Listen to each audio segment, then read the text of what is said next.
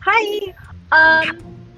So we went to the Caer, and then there were these like two guard people who were named John and Tom, and they were really cool, but they were also really weird. But they were also really cool. And then we went into the Caer, and we met I made a new friend. Okay, so we went to the Caer. There was a new friend. Her name's oh shit, I forgot her name. Mir. I got you. Mir. Okay, so I made a new friend. Her name's Mir.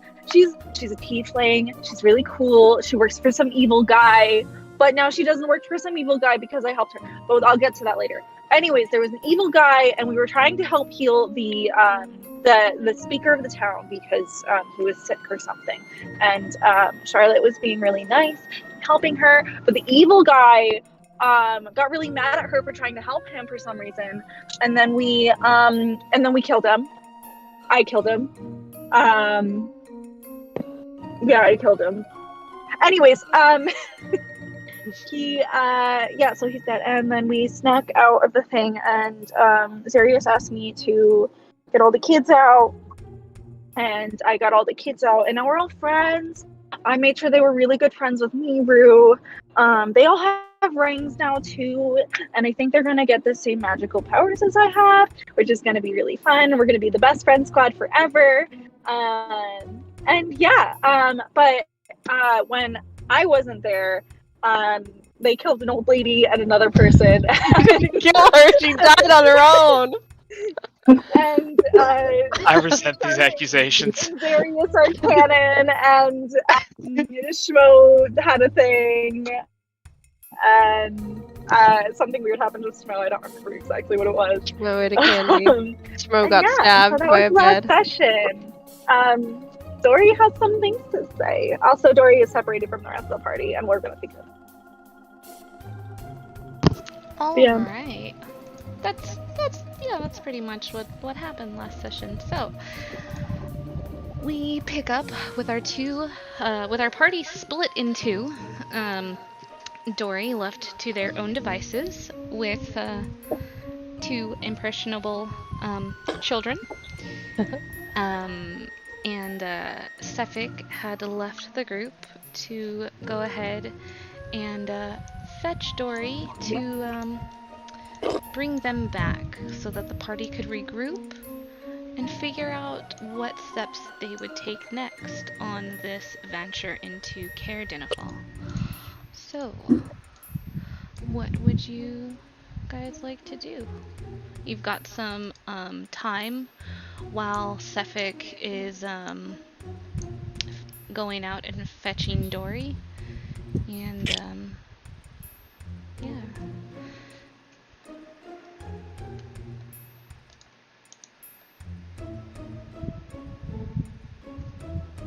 Okay, so just as review, we're in a castle full of enemies at this point.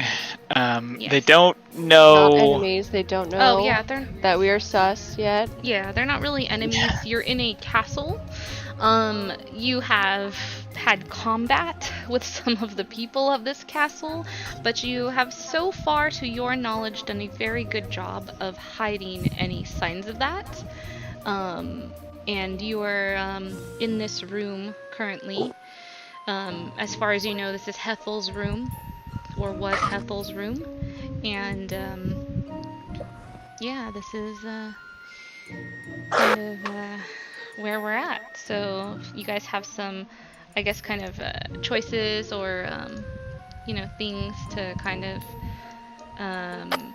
decide on what you'd like to do. Essentially, there's a couple different things you guys can choose to do, so it's really up to the party and how you want to approach the situation at hand.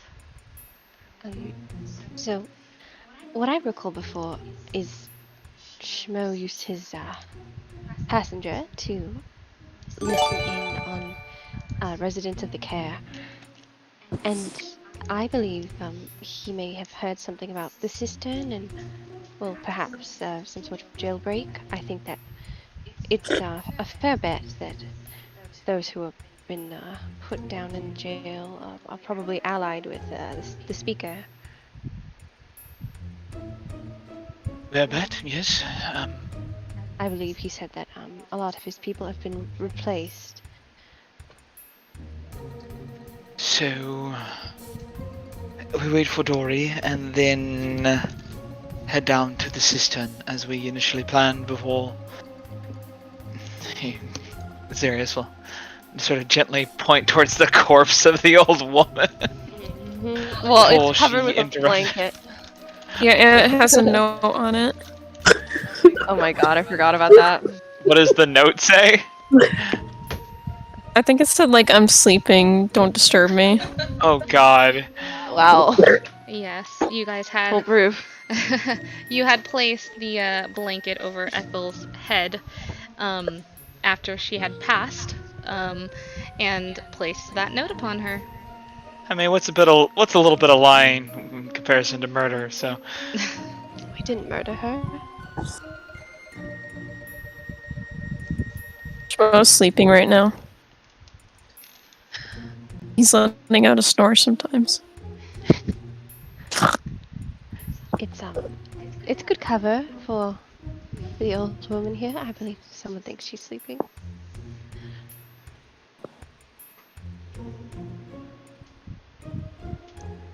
Well, you guys did do a good job when that guy came and Shmo did the snoring bit. We could maybe just someone maybe can just stay here and keep snoring, and they'll think that she's just sleeping the rest of the night. I mean, I'm loath to split us up any more than we already have been. I could stay here and I could just snore. I'm very good at imitating noises. You're volunteering yourself? Well, it was just an idea, because I was just thinking that if there's a way that the snoring is continuing here, then maybe no one will come in here, and then no one will notice that she's you know. And she kind of like takes her finger and like runs it across her neck, like slitting her throat, like. I mean, well, if you think you can hold them off, I'm just a little bit worried if someone manages to come inside, what they'll think seeing you here with her. Well, I mean, do we have any other way to keep the snoring sound going? I sure don't have anything. No, but maybe there would be a way to perhaps barricade the room from inside on our way out. I might be able to get some snoring noises. Oh? Oh. This all sounds very complicated. She was really old. Like, what if they were just expecting her to die soon? And no one knows we're in here. We just have to, like, leave without people seeing us. I feel like that's so much easier. I agree. That's true, but I just... On the off chance that they do find this death suspicious, I just don't want them to go looking for other bodies. It may not be unusual that this has occurred, but I don't know. I'd rather they not be on high alert at all. I don't know. They already assume she's sleeping. So, if we move her from the chair into a bed, they'll just think she died in her sleep. True. We could maybe make it look convincing because maybe, I don't know, this might be a bit morbid. We do have the dagger. It could be like, oh, she rolled onto it or something.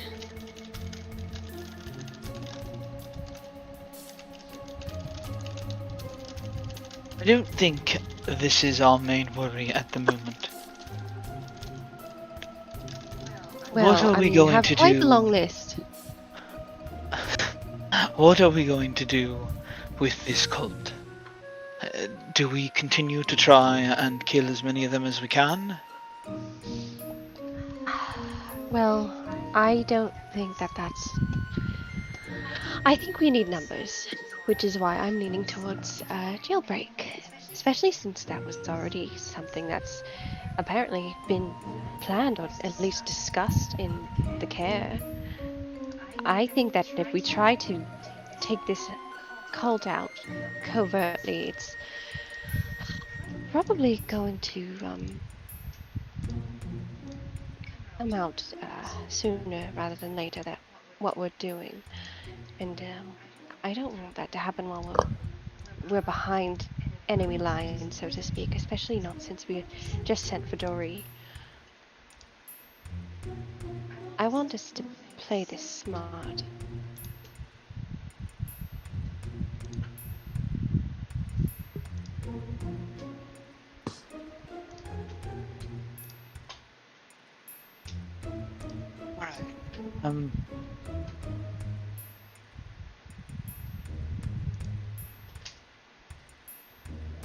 I think that perhaps we should avoid detection and try to release some of the speaker's own people. That way we have a little bit of backup if things do go bad.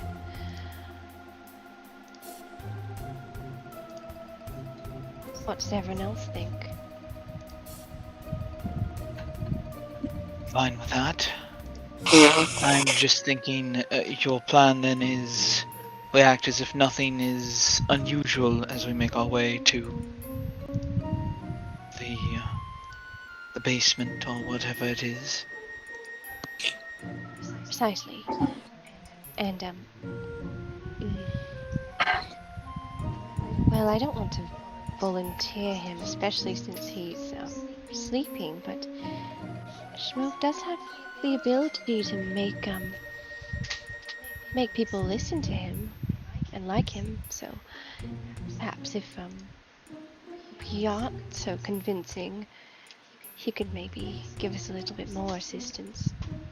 Although I'm not exactly comfortable with the idea of him using those powers. It's more of just a thought.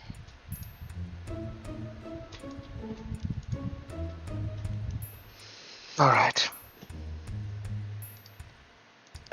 Was there anything interesting we looted from the room? There was a black pouch, a red pouch. We still haven't unlocked that little chest that we got in the cellar. Yes, that is also correct. The red pouch, I believe, had some coin in it, and the black pouch had a very familiar crystal, the Chardolin. And you do still have that chest that you have not opened yet. Oh, and also 6 mystery vials as well from this room. Mystery vials. Yeah. Ah, yes. The mystery vials. Where did the chest come from? I'm not remembering, unfortunately. The From cellar of the abandoned tavern.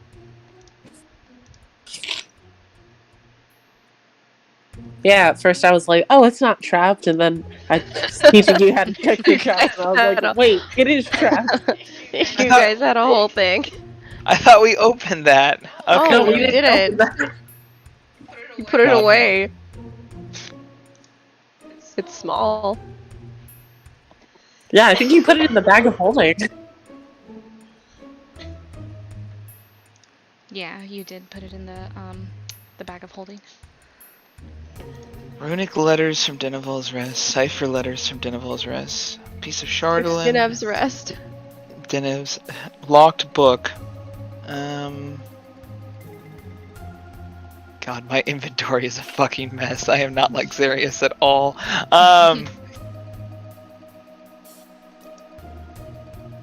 I'm going to spend some time and cast Detect Magic as a ritual and just take a look at all these different things that we've accumulated.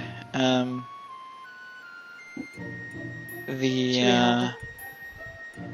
vials as well as the chest. Should we have Tipsicle take a look at that chest as long as we've got a little bit of time to wait while we get Dory here? Maybe, but Or maybe if it it's would have trapped, something inside that could help us. certainly, Terpsichore, do you feel confident? Yeah, let's do it. I'm riding a high off of getting that bomb or the ticking. The tick. I still don't know what the ticking was, That was but very good, and I never want to find out. I can help you, and I'm gonna cast guidance on her so she has a little bit of extra oomph when she unlocks her thing or disarms or whatever she's got to do. yeah, let's disarm this trap. I believe in you. Okay. So you would like to check and possibly disarm this chest if there's a trap on it. Yes. I'll have you go ahead and first make an investigation check.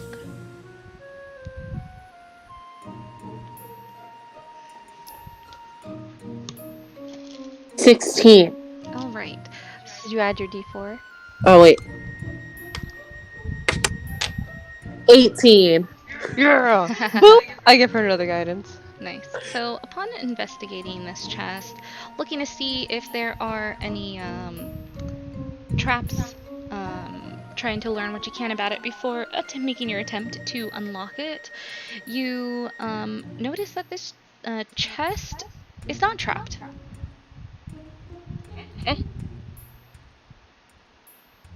Yeah, it's not trapped. What the fuck? What? And when you're looking at it, you notice that the lock seems quite simple, not intricate at all, which seems strange.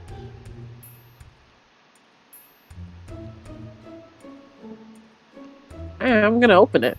Let's pick the lock. Alright, let's go ahead and pick that lock.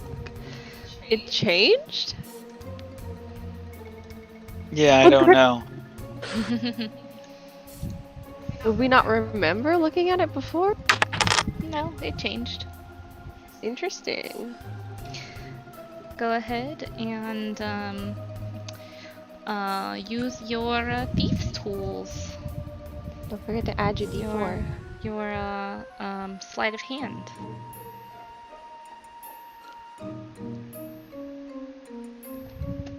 $16. All right, and did you add your D4? Yes. Okay.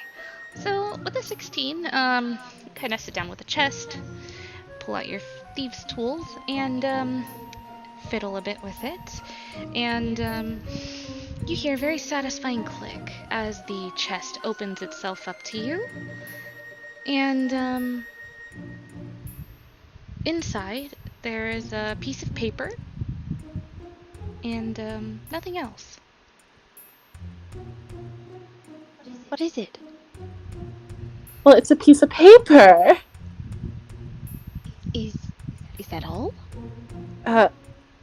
It seems like it. I'm gonna pick up the paper. Let's look at it. Is it blank? Are there words? Can I read? Okay. Upon looking at the piece of paper, it does appear to be blank as you look at it.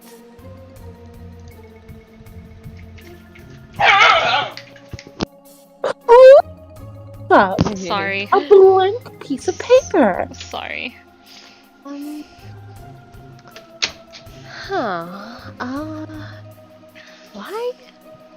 Why would anyone store this in a chest and lock it? Zarius, do you have any sort of... Oh, he's busy.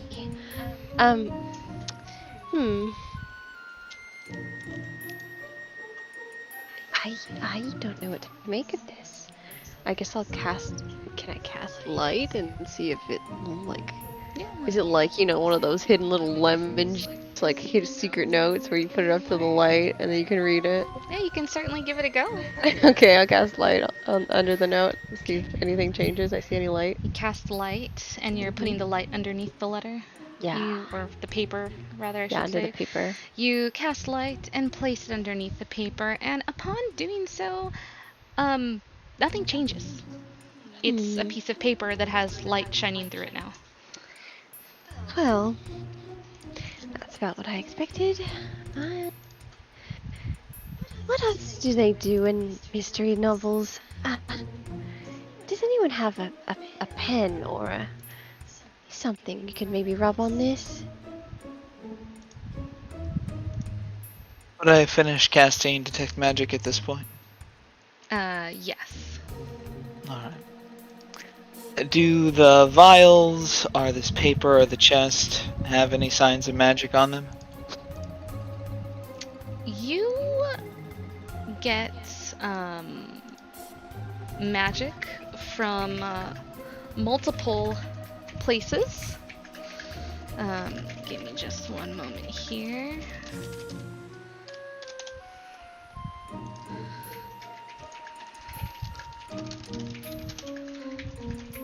Alright. So, you cast Detect Magic, and you are able to sense magic from multiple items in this room. A few of the items have a faint glow around them, and those items are the piece of paper, which Charlotte is holding a light underneath. You see as her and Terpsichore are kind of investigating it. The both of them looking on each side of the paper. They look a little confused, shining a light through it. It's probably looks kind of funny to you what they're doing. They're like trying to figure this out with their kind of rudimentary ways about going about it.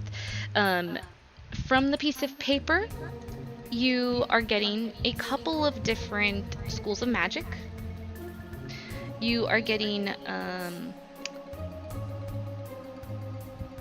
necromancy and illusion magic from that piece of paper.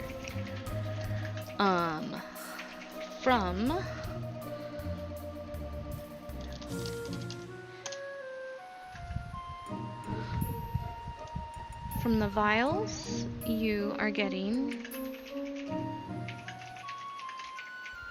one of the vials are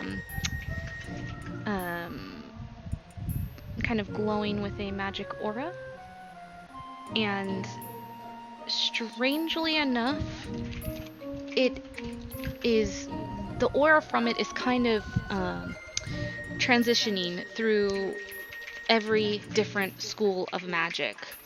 It's like as if it's ever flowing through each school. It seems kind of confusing that it's doing that, and it's only one of the vials that is doing that.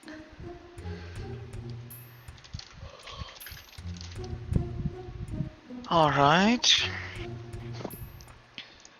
And there is one other magic item, which you've not seen, but you are kind of sensing an aura from underneath one of the beds. And it is, let me see here. It's under the middle bed in the room.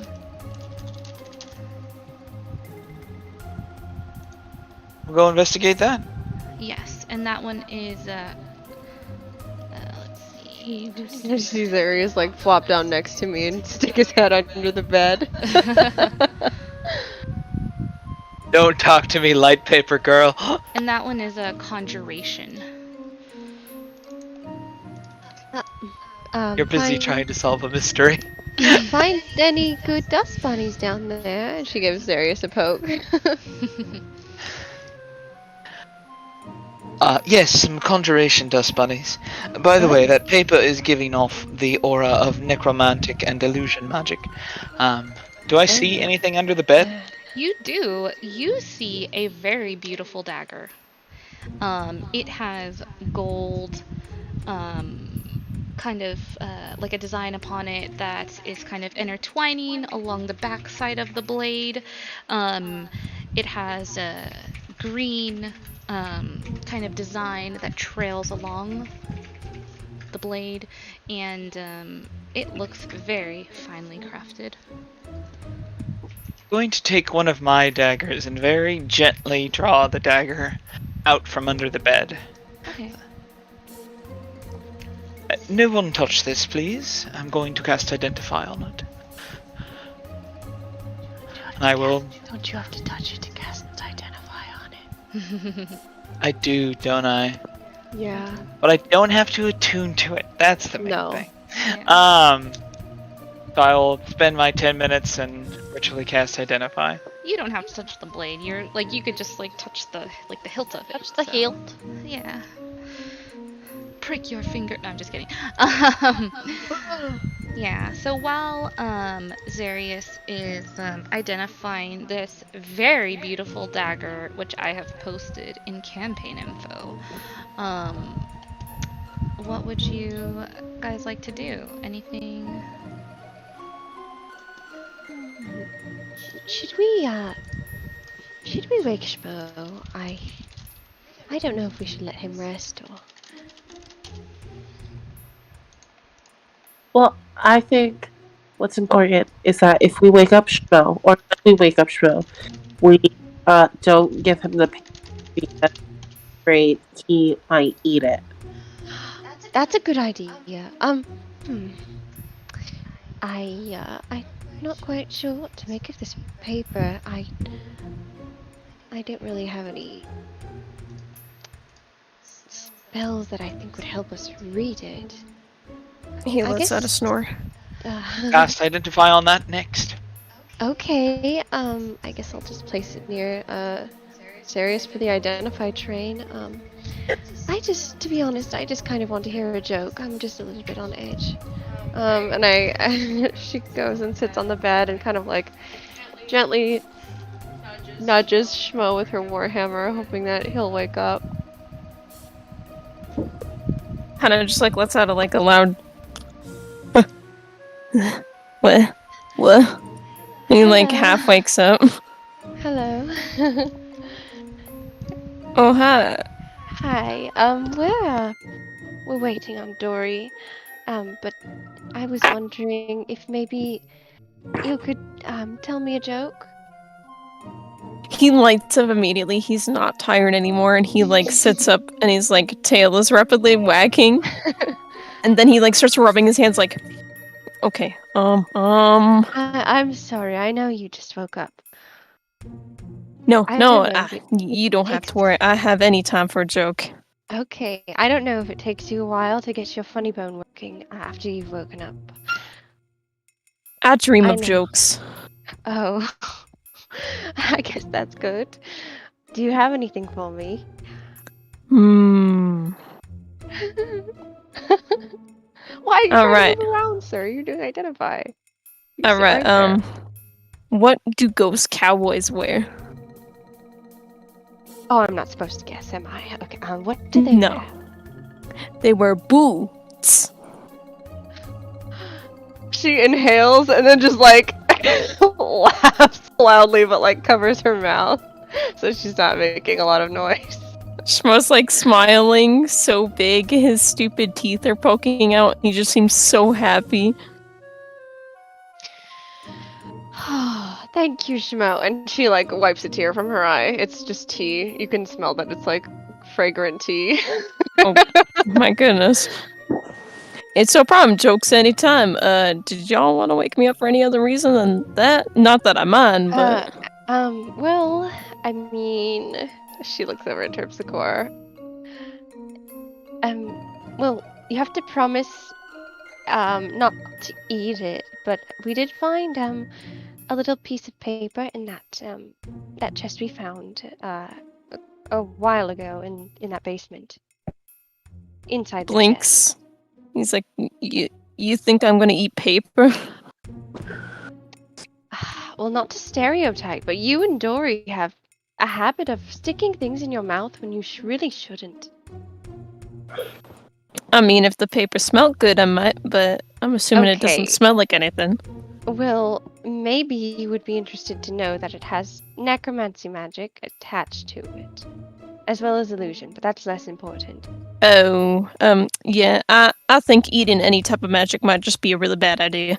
Yes, I think it might upset your stomach, among other things.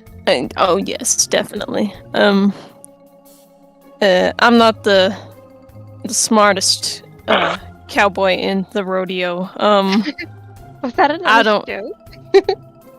No, that's not a joke. That's just me being honest. Oh. I don't know if I'd be able to know anything about that paper of yours. Well, it was worth a try. I'm a bit stumped. Maybe I'm just being a bit impatient. Darius is going to look at it eventually. And you're identifying the dagger, correct, Darius? Yerp. Okay. And as Charlotte says that, you are able to identify the dagger. You now know that this is a dagger of venom. You gain a +1 bonus to attack and damage rolls made with this magic weapon. You can use an action to cause thick black poison to coat the blade. The poison remains for 1 minute or until an attack using this weapon hits a creature. That creature must save on a DC 15 Constitution saving throw or take 2d10 poison damage and become poisoned for 1 minute. The dagger can't be used this way again until the next dawn. Proficiency with a dagger allows you to add your proficiency bonus to the attack roll for any attack you make with it. And I'll put this in campaign info. Wow. Pepsicore, you're rather fond of stabbing people, yes? I wouldn't say I'm fond of it. I'm good at it. That's the word I was looking for. I believe you'll find this better than your average dagger. Go ahead, attune to it, and you'll soon know its properties. Oh, okay. Fucking do that. Tune to this dagger. And then would you like to identify any of the other items you have there? I'll start with the paper. Do potions work like health potions in that you can take a small sip of them and know what they do, or do I need to identify it? Yeah, you could probably, I could have you do a check. One of the potions did ping as magic for you, and it was multiple schools of magic. The other ones, however, they didn't have any aura of magic. They look like healing potions. You could like investigate them, and we could do that for the others. Okay, I will continue the identify train then while we on the piece of paper and then on the magical potion. Okay. And that wizard to work. And I believe that Dory is back. Yes. Dory.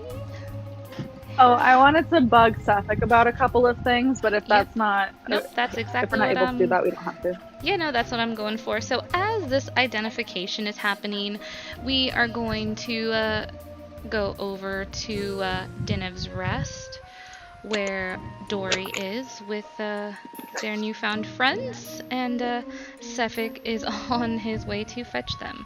So we will head on over there. Let's Schmo out of here. Alright, so back at Dinev's Rest, the abandoned inn that the party had previously made their kind of makeshift stay for the night, Dory has been with Mir, the young tiefling girl, and Alisar, the stable boy, as well as Dory's patron, Niru. they've all been drinking, jumping on the bed, and we left off with Mir and Alisar, who had just wished that they could become strong like Dory, and Niru had gifted them each their own ring, looking different but very similar to the ring which Dory possesses. And that's where we'll pick up here.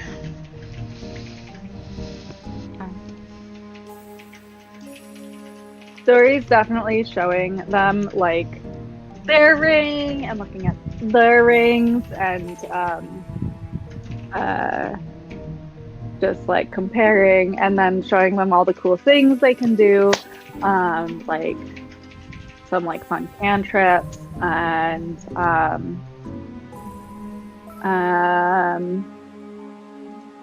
like how to go in and out of the ring. So I guess I'll expend that use for the day, just to prove that I can do it. And then also just like what they can do with Bobo, listening in, this, that, the other. Okay. They both watch you with wide eyes in amazement. As you pop into the ring, disappear, your ring clatters on the floor, and you pop right back out before them. As you show off some of your cantrips, their mouths drop open in amazement, and their eyes grow even wider.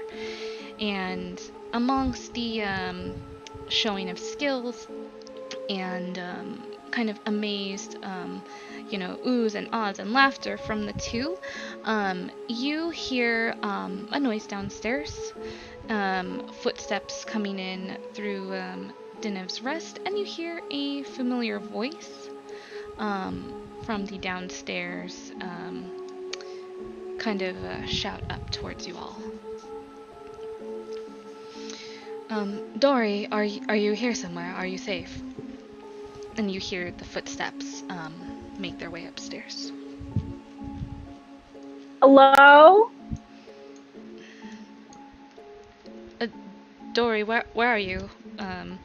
You hear a door open and close, and you hear the footsteps get closer. Dory's gonna just pass through a wall real quick. Dory's gonna go out into the hallway. Be like, hi! And Sefik looks relieved to see you. Oh, there you are. I've come to fetch you to take you back to the Caer so that we can resume our investigation of that quite strange place. Do you feel well rested? Yeah. Are you ready to head back with the rest of the group? I'm mostly ready, but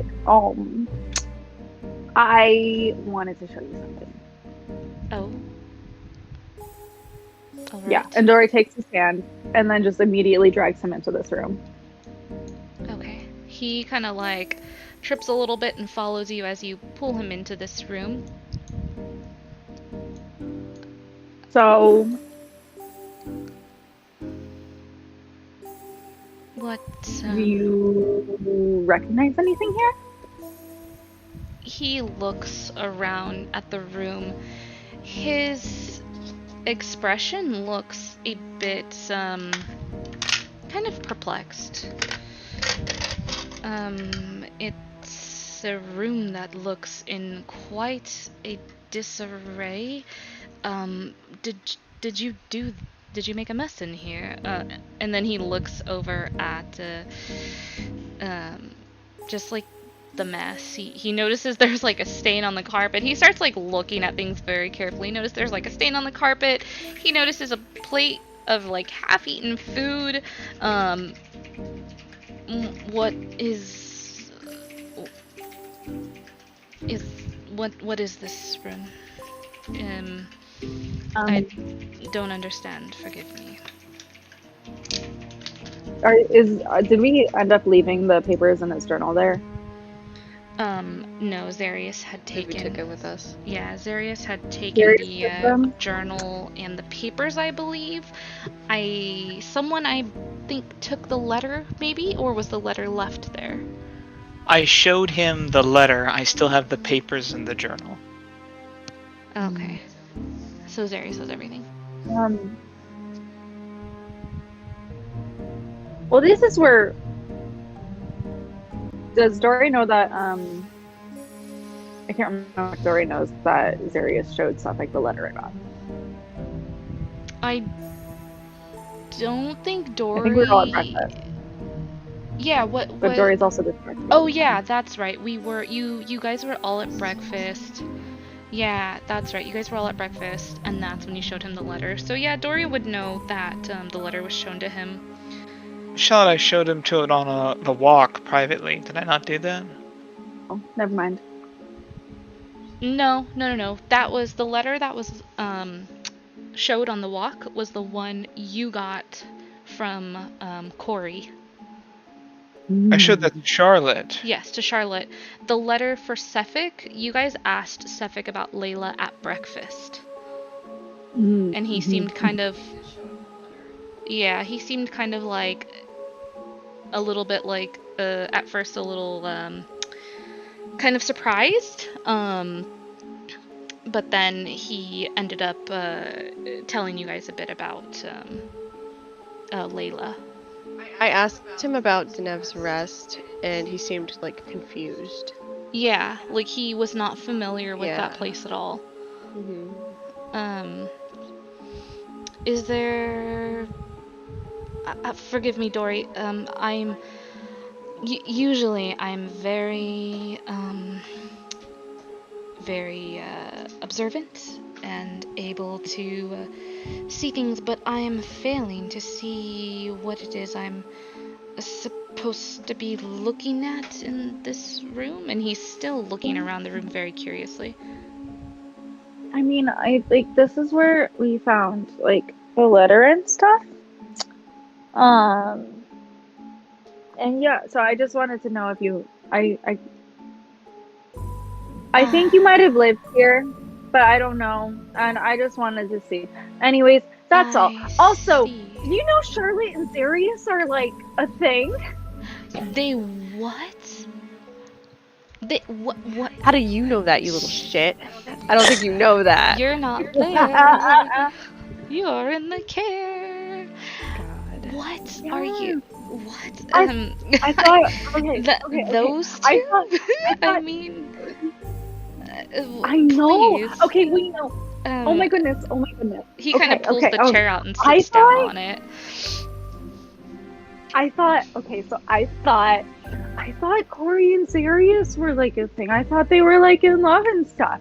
But like now Charlotte and Zarius are in love and Corey's in Caer-Konig, and I guess that's not a thing. But like I heard like Zarius say that he's like full on in love with her yesterday. Or well, no, like an hour ago. Wow. How did you hear this? How? Through Bobo. You're familiar. Yeah. Hambone. Yeah. She heard everything, so I heard everything. It was kind of while I was like showing my new friends how magic stuff works. So I just I see. Isn't it weird? It's I don't know fine. what to do about it. Dory, listen to me, okay? Is that gonna be a bad thing? No. Just Alright. As someone who has also experienced somewhat of a romance in a group before, it's fine. It's fine. And generally, when people have private matters, it's best to respect their privacy. My recommendation to you on this is to keep this to yourself until they, feel comfortable with telling the rest of the group. It's, that matters of the heart can be a sensitive, personal for people. You understand? I'm sure in time they will tell us when the time is right. Wouldn't you agree? They are our friends after all. Yeah, but they're. But why would they want to keep a secret? Maybe they don't want to disturb the dynamic of the group. Maybe they don't want things within the party to change. And he kind of has a very familiar, like he has a look on his face when he says that, like as if that feeling is very familiar to him. Like his face, his expressions right now, here in this room and here in this inn, are dude is like an open book. Like you can read his expressions very easily on his face, which is quite strange for him. Usually, he's very stoic and kind of hard to read.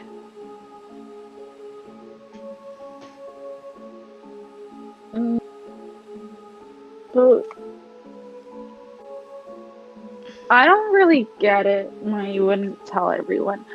But I guess I can not say anything. You could always For a little while. You could always approach one of them in private, perhaps, and speak with one of them and ask them carefully. What if?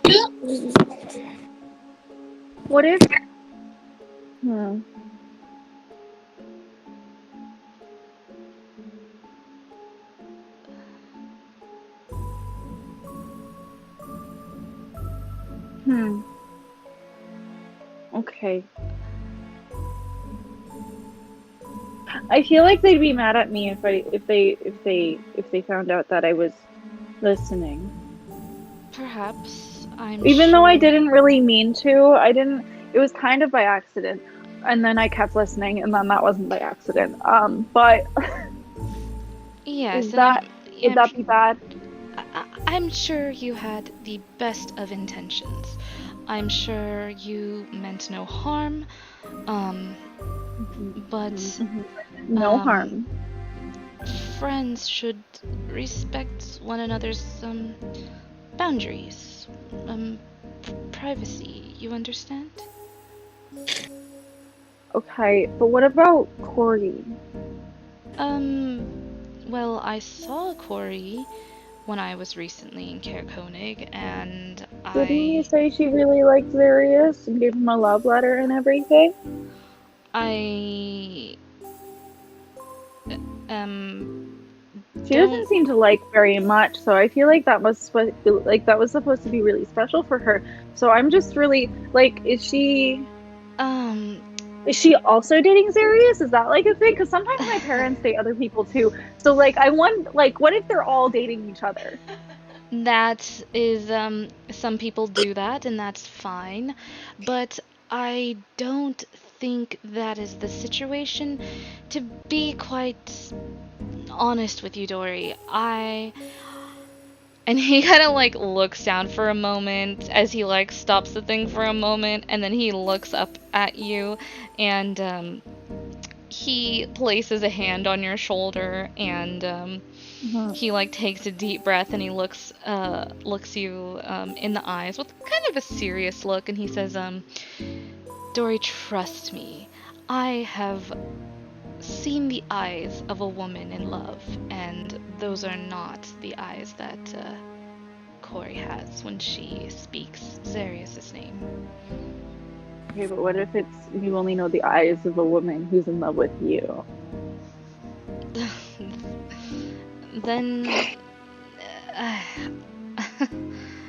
I feel like when you love somebody, Dory, when you speak about them, your eyes, they light up. You glow, and it's okay. Like Allie. Okay, let's think about Allie. When Allie speaks about or sees Gouda, she's absolutely glowing, basically. Like we all probably knew how she felt about Gouda before Gouda probably even was aware. Well, yeah, I think, yeah. See, so it's I think, kind of like that. I think that Zarius, while he was able to break through Corey's cold exterior, I think the two have a respect or friendship between them. I try not to concern myself really with others' private matters. okay, but like he like carried her and took her on a date and like all that stuff, and I thought, I don't think friends do that.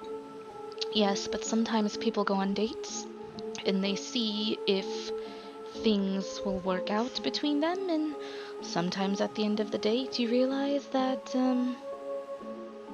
things Okay, but they seem aren't to what like you really like each seemed other they were. after the date, like all the things. I don't know. They seem smiley. I just, I'm just really confused.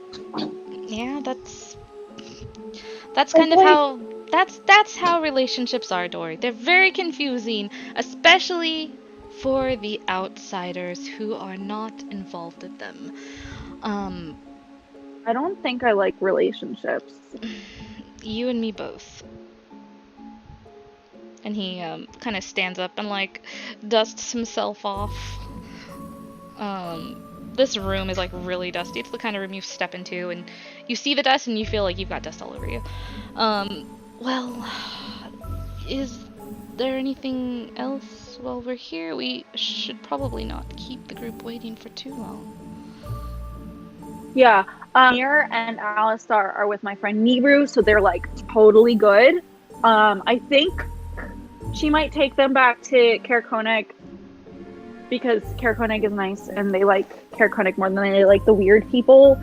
Like the guy that was mean and evil and I think was like really, really evil. Wait, what? They're here.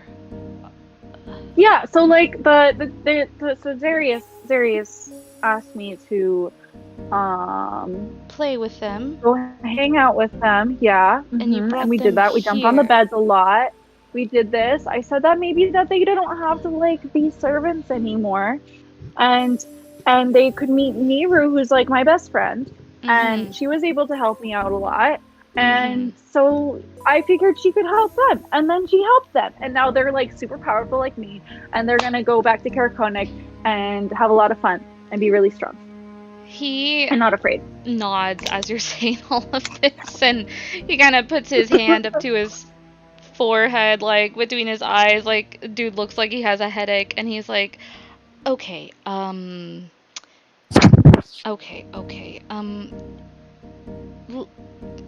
let's make sure they're okay.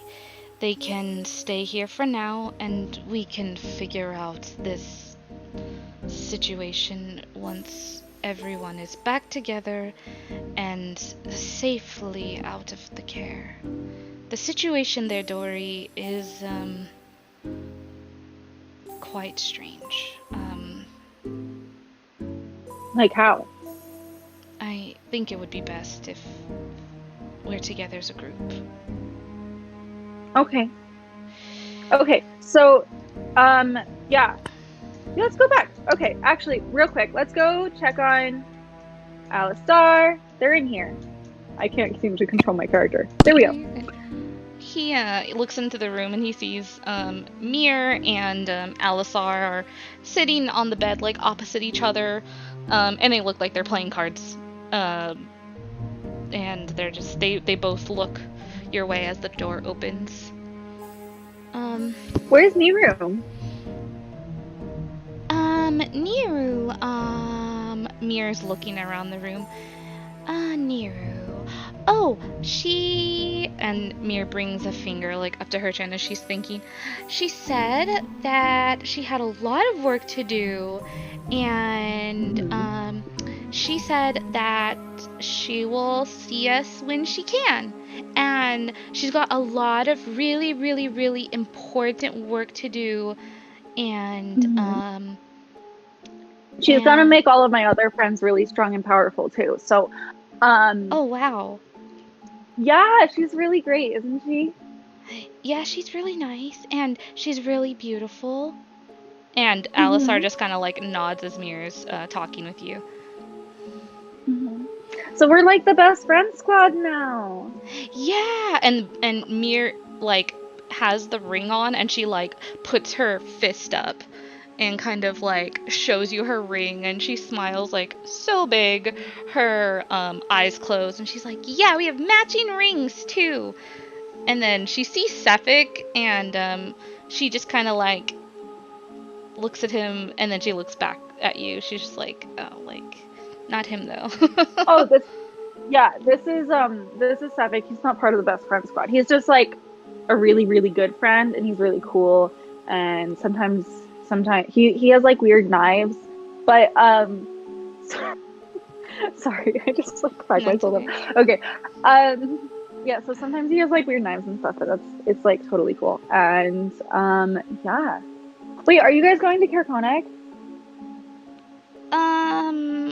We're gonna be we're all best friends, so aren't we all gonna stay like together now? And she's like looking at you. She's like put the cards down and she's like staring at you right now. Oh. Yeah, I thought I was telling you about Caer-Dineval, and I thought that you really liked that, and you would go stay with my friend Gouda and Allie and all my other friends in Caer-Dineval, like Trovis and stuff, and Nero might help you with that, and then we could hang out whenever I came by. And then Nero could kind of, but Okay. I don't know, maybe we could work something out, but I really have to go right now because I need to help all my other friends. Because that's why Sefik's here. Anyways, but I can come back. Okay, so should we come with you or should we just stay here? I think you should just stay here, and then if Niru wants to bring you to Caer-Dineval, you should go with Niru, and then if she gets back before I do. But if I get back before she does, we can maybe figure something out. But I feel like no one else is gonna come here, right? Oh. Like, Kadroth won't know that we're here, right? Okay, so here's the thing. So remember how I showed you the thing where you hide in the ring? Yeah. Okay, so what you're gonna do is if you hear someone coming and you're afraid of them and you don't know who it is, or it's somebody who you don't want to be near, put the ring somewhere safe, make sure you're touching it, and then hide in the ring. You can stay in the ring for a really long time. Okay, is there enough air in there? Yeah, oh my goodness. Okay, so inside there's like couches and cozy furniture, and it's really big. It's like having like you're like a huge room all to yourself. It's so big. It's so nice. As you're explaining the room to her, her eyes grow very, very wide, and she is like almost kind of like drooling at the mouth at the description of this just lavish room you've just described to her. And mid description, you see her disappear, and her ring falls onto the bed.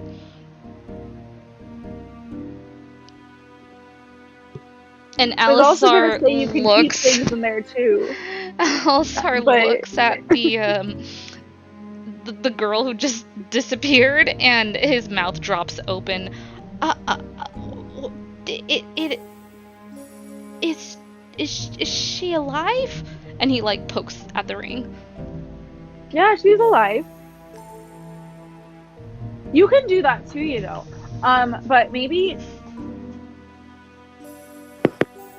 Yeah, you can do that too.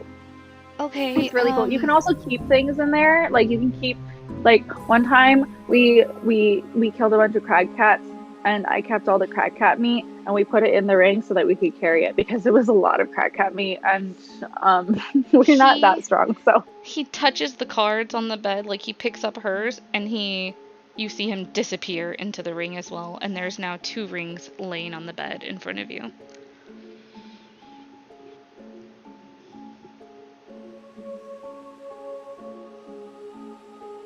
Well, let's not leave those here.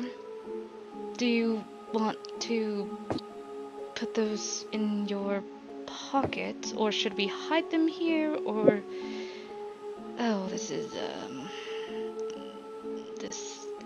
what it is. And he looks very concerned at the bed with the 2 rings on them. So that usually lasts for like 4 hours. Okay, let's hide them here. Okay. Sefik picks up the rings and he looks around the room and he hides them under the bed, underneath the rug, underneath the bed. So it's like under the bed, but it's under the rug, under the bed. Okay, under the bed and under the rug. That should... Will that be okay when they come out? They'll just come out under the bed, right? Yeah, they might hit their head though. So okay. Unless they come out laying down, that might be the case too. They usually you come out like somewhere nearby. Okay, so we'll do yeah, that. that's fine. We're fine. And we will try to be back within 4 hours. Let's go. And he kind of takes you by the hand and zoops you away. Alright. Takes your hand, zoops you away, and you guys are back at the Caer. You guys are able to, why is this rotated? Why is story rotated? There you go. Okay. So, he is able to, get you back, and, the party is all, back together again. Zarius, as you were identifying those items, you were able to identify that this, paper has, a spell on each side of it. On one side, it has the spell of False Life. On the other side, it has the spell Blur.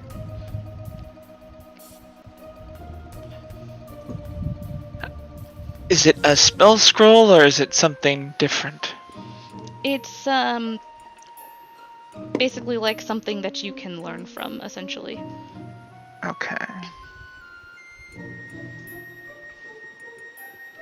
You get the feeling that you could learn both of these spells, essentially.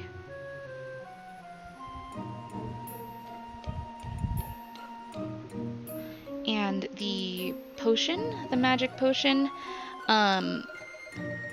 you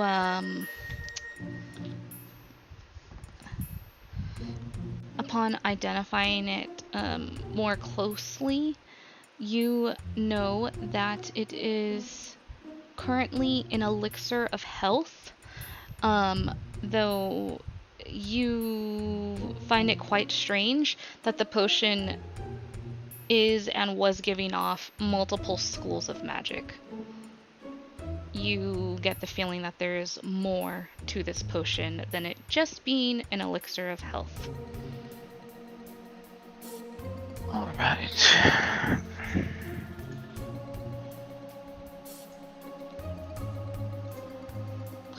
Alright. The group is back together. What would you guys like to do? The band's back together. They are indeed.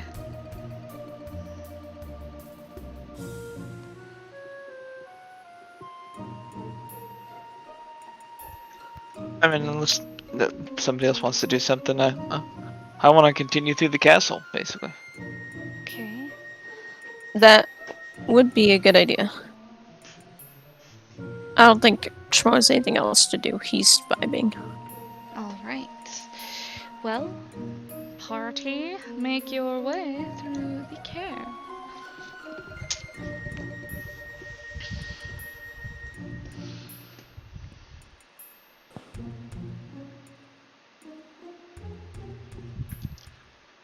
Or frozen. Not frozen, but mentally frozen. Oh, can you not move your tokens? No, I'm saying we're mentally frozen. Oh, I see, I see. Paralyzed Oh, I by can't move choice. I can't Oh, move I'm still paused. Yeah, I'm Paused. also. What? Ha, I I'm can not. move. Look at me. Ha, loser. Never I mind. just Moves paused at and once. unpaused. Are you able to move now? I am able to move now. Okay, cool. Loser. Nice. See you later. Sorry about that. I'm not sure what happened there.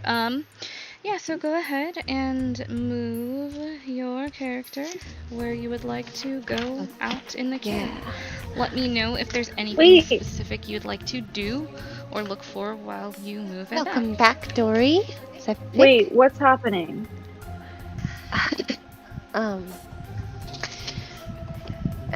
She looks really awkward towards the blanket, covering the large form in the chair. Yeah.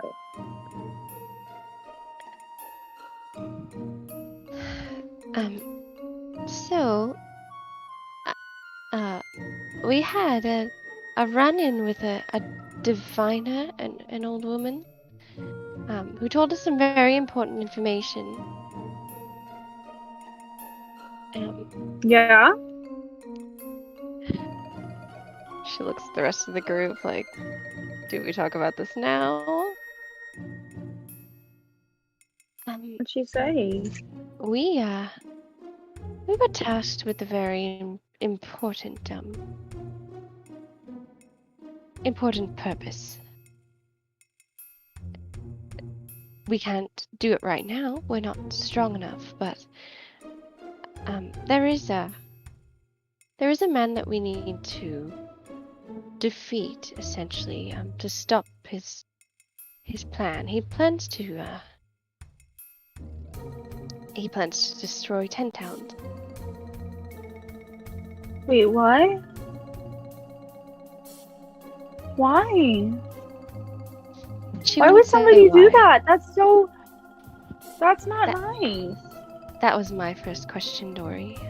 But I'm afraid we don't know. But she was certain that it was us who need to put a stop to it. Wait, like us? Like me? And Yes. you? And everyone else? Yes, all Wait, of like us. me? Yes, you. But you and Zarius don't like it when, like, you guys don't like when I'm in dangerous situations, and this sounds kind of dangerous. Well, of course we don't like that. I'm just saying this is what was told to us. Whether or not it's true, that's to be determined. But she did know things that you wouldn't normally know. So maybe she knows other things. Wait, can I ask her something? Schmo, like, behind Charlotte, just kind of, like, looks panicky. He's like, ooh. She's very tired right now, Dory. I'm sure any questions you have for her, you could ask me. What if we just, like, come back when she's awake, then?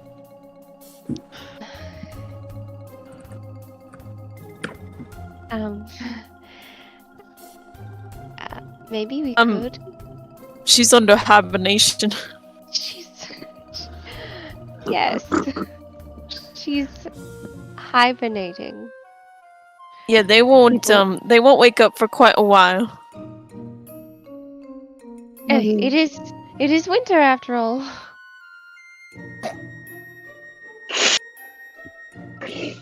But, like, when is it certain- not winter? Does that mean she's gonna sleep until winter's over? That might be never. I guess we'll just have to end the eternal winter surrounding 10 towns in order to talk to this woman again.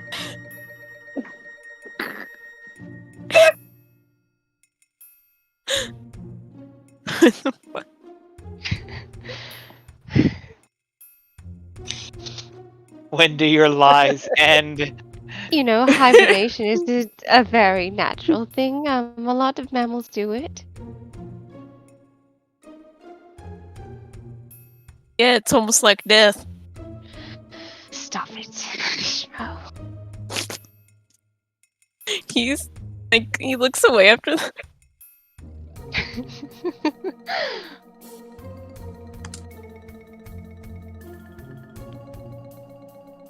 Yes. So we will come back. She might still be hibernating. Okay, so we need to like fix the winter stuff. See, I just think that Mistral should talk to her girlfriend and then fix everything. But like, I guess it's more complicated than that or whatever. But because everything's complicated. Why are relationships so complicated? Sefik was telling me how complicated relationships were earlier. But yeah, I think wait. So we have to fix the eternal winter in order to like talk to this year again. What if my questions get answered before then? Well, then you won't have a need to come back here. What was your question? But what if I have more questions? Yeah. What's the question you wanted to ask? Oh, I mean, and you see Dory like blush and like look down. I wanted to ask her if she could see my parents and then see how they were doing, and my siblings too, my sisters. No, Dory. Well, Nira's working on that little I know. thing, I think, so you can talk to them. Oh, I saw her too. She's doing really good, by the way. Yeah. Is she treating you well? She's still my best friend, besides Gouda. And then my other two new best friends, Alistar and Mir. But Mir's still my best friend. Okay. And she has like this kind of... Oh no. Heather, are you awake yet? Shmo starts snoring again. Go ahead and Right. roll me a performance check, Shmoo. Jesus Christ. I go lock the door. Oh god. Heather, Oh fuck, Wait, that's who's 10. that? Push my body Kadroth up against the door. wants to talk to you. Are you awake yet? What did you roll for your... Oh, a 10? 10. Oh no. Oh no. Heather, Shit. are you fake sleeping? Kadroth won't be pleased with sweating. that. Shmo starts kind of like motioning to like the beds, like under the beds. I suggest you wake up soon and make your way to his chamber. He has many questions for you. Stupid old hag.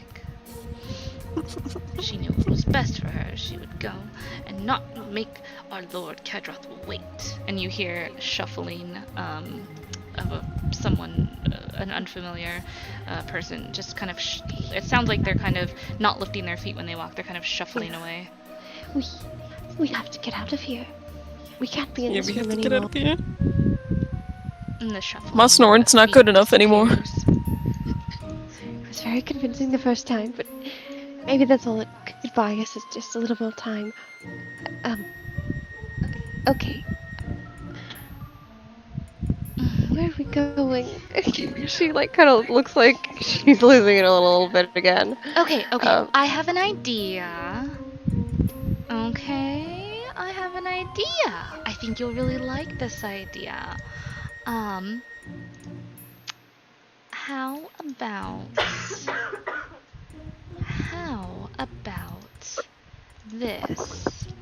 And you guys watch as Mistral now looks like one of the cultists that you killed. Oh. That's good. She now looks like Yajath. Troll, How what are you doing?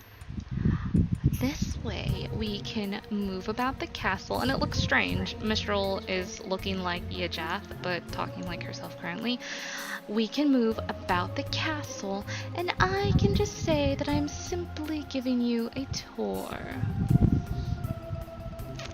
Okay, but like, I don't like that. Just in case we run into anybody, or that weird guy who keeps trying to wake Ethel up. Okay, but like, I really. It's okay, Dory. It's just an illusion. Real. And I try and like pass my hand through like the coat, like the cape, like where Mistral's body normally wouldn't be. Yeah. Dubsicle, will you try and gently open the door? See if that man is still there, or if there's anyone else around. Okay. Let's sneakily open the door. Okay. Sneaky, sneaky. Go ahead and roll me a stealth check. Sneaky snake.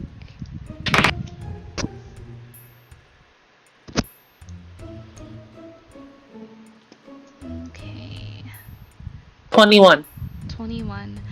You sneakily open the door, and as you open the door, you are able to see the side of a red, tall tiefling man. You see him walk out of a room, and you see him make his way down the hall and kind of disappears around the corner. And he does not look your way. He does not seem to have heard you or seen you or taken any notice to you at all. He looked like he had somewhere to be, basically.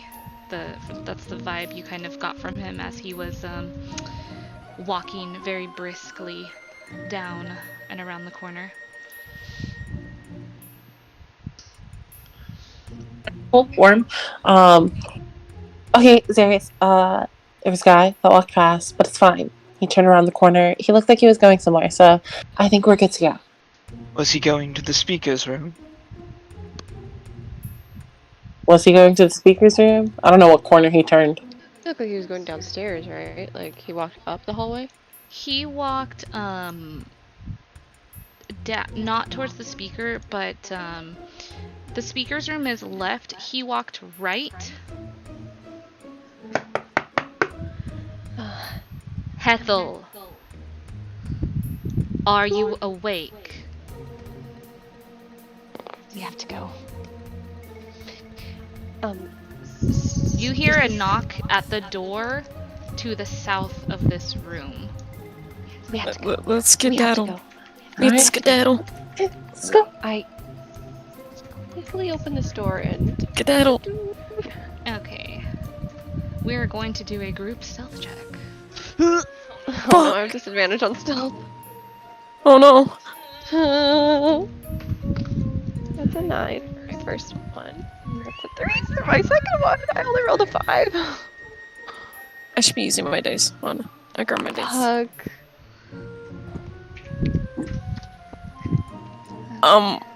The one. I'm sorry, I completely forgot. I remember our dot lesson. What was the one that symbolizes 9 or 6? It's the bottom. The bottom shows where the bottom of the number is. Okay. I got a Little 9. line. Okay. All right. Terrible. Simply terrible. Oof. Me and Schmo. Fucking it up. So My hooves are too loud. Clank, clank, clank, that clank. that many low stealth checks, you guys watch as a man you had not seen before kind of steps around the corner. I can't move him. Steps around from the corner and looks at the group of you very confused. Dory, I'm gonna say that you made it out of the room. I'm guessing you just didn't. There you go. Oh gosh, yeah, there we go. So yeah, so he you see a very tall, kind of distinguished, older, silver-haired tiefling man standing there, and he is wearing a necklace which looks very similar to Hethel's, and he looks at you all. Who are these people, Yajath? They are very unfamiliar, and he's looking over all of you. Alright, you guys watch as Mistral steps forward, and,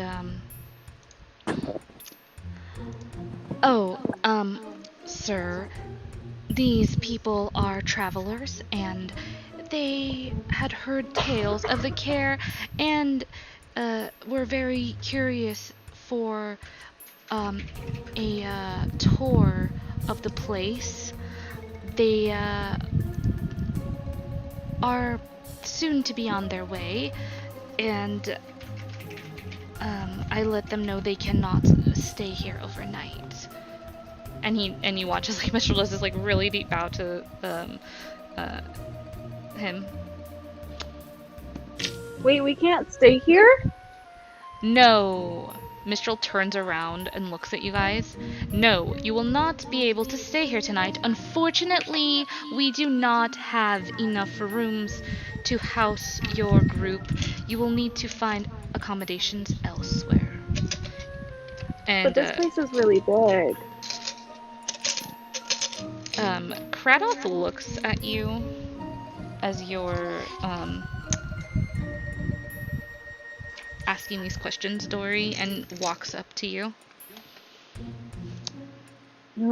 He steps What's your name? around Yajath and stands before you. This tiefling man, large and red, wrinkled face, his horns curling up and over his bald head, as he kind of grins at you in what would almost seem maybe charmingly to some people who don't know who this man is, but he kind of gives you a little bit of heebie-jeebies. And who is this curious little one, Yajath? The one that Mir doesn't like, correct? Yeah, she's told you a bit about him, what he looks like, and you'd be able to guess that this is the guy. And what might your name be? You look quite young. Yeah, my name's Todd. Oh my god. Todd. Go ahead and roll me a deception check. It's me, your boy Todd. Todd. I'm using the DM inspiration. Oh wait, no, wait. Never mind. I forgot that my deception's really good. Okay, that's a 10. Okay. You can use DM inspiration after you do your roll. Yeah, you can use DM inspiration after you roll. Yeah, fuck it. My name's Todd. Okay, with a 10? Hold on. Okay. Yeah, with a 10. I burned that DM inspiration for a worse roll. Oh my god. He crosses his arms and looks down at you, raising an eyebrow. Todd, Well, Todd, I would recommend you to keep your questions to a minimal when in other people's homes. Why? By the way, it's a nickname. My real name's Todrick, and do you know Mir? I was wondering if I could play with her later because she seems really nice. Mir is busy, I assure you. Okay. Well, like doing what? She is a part of the staff of this care. But what if she finishes all of her chores? I think that, and he looks over to the rest of the group, is this one of your... He gives you all a very strange look. You, and he points at you, Shmo, is this your child? Do you not teach them any manners? Can you please take control of your child? Shmo, he kind of just like, and he like kind of like moves over here, and he like puts his hands on your shoulders. He's like, now, little one. I guess that's enough questions for today. Yes, they are my child. No. Oh, they're just a little. Your name is Todrick, little work. and you are both Todrick. And he's looking down at Todrick you right the now. Third, and I'm Todrick the Fourth. Yes, they are Todrick the Fourth. Go ahead and roll me a deception check, the both of You're you. Oh my god. My name's Todd. Okay, Ooh, that is a 21. Alright. Hey!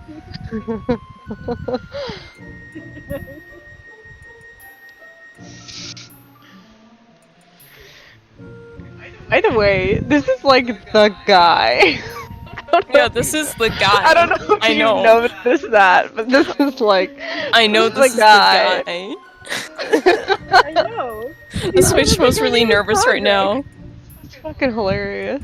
You guys watch as Kadroth walks over to Yajath, places a hand on Yajath's shoulder, and walks away with Yajath, looks over his shoulder, like both of their backs are to you. Kadroth looks over his shoulder, glancing at you all, kind of glaringly for a moment, and then gives you a smile, which you can tell is fake. And then he turns back to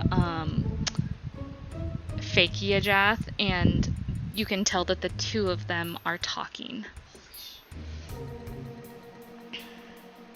Shmo kind of like leans close to the door and is like, okay, you remember what we just thought about? Keep lying about that. What? Okay, you are my child, and Okay. I'm Todd. Yeah, as long as like you're Todrick the Third, I'm Todrick the Fourth. Yes. And we're yes. saying this slightly. Yes. Okay, and you're my dad, and we're both from Cactus. Yes. You watch as fake Yajath is nodding to Kadroth.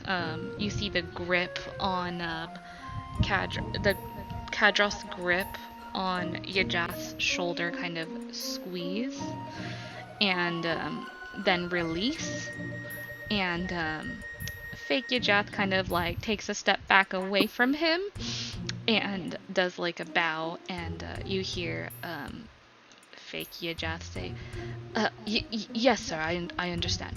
Right away. I will make sure that our guests here get a tour of every interesting inch of the care. I will assure you of that. And fake Yajath bows again. Kadroth like kind of turns on his heels, looking to you guys with a very jovial, wide smile on his face.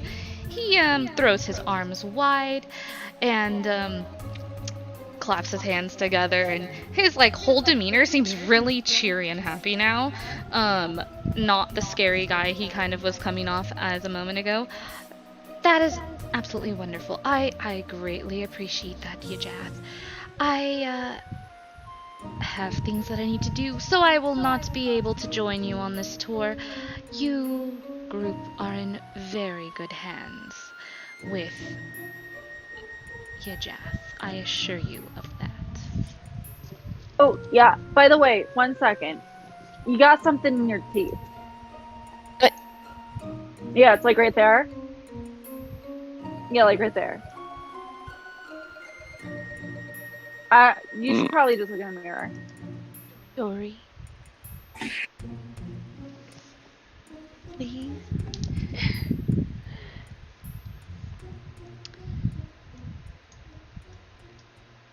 I'm sorry about Kadroth walks over to you, Dory, and he kind of like squats down. He's a very tall guy.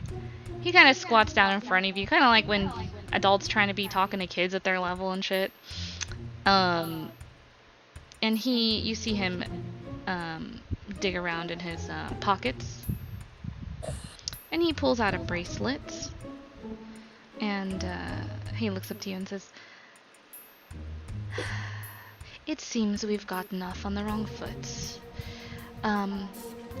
Perhaps you'll accept this as a gift, and we can consider consider each other friends from here forth." And he smiles at you.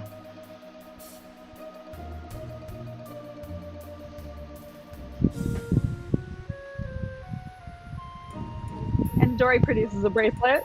Dory, And I was like, what? I've got one for you too. Dory produces a bracelet. Oh, okay. One of the friendship bracelets. Okay. And so you can so this is a friendship bracelet for all my friends. And they're magical, obviously, because friendship is magical. And if you want, you can like talk to me through it. I can't respond or anything, but I can hear everything you say. So if you ever want to talk to me and have a quick little chat, I can always hear you. If you wear it. Well, that is absolutely impressive. Did you make this yourself? You seem quite knowledgeable about it. Yeah, Schmo taught me everything. That's the blue guy. He looks over to the group looking for a blue guy. His eyes kind of settle upon Zarius, and he kind of sharpens his gaze at you, Zarius, and nods at you for just a second and looks back to Dory.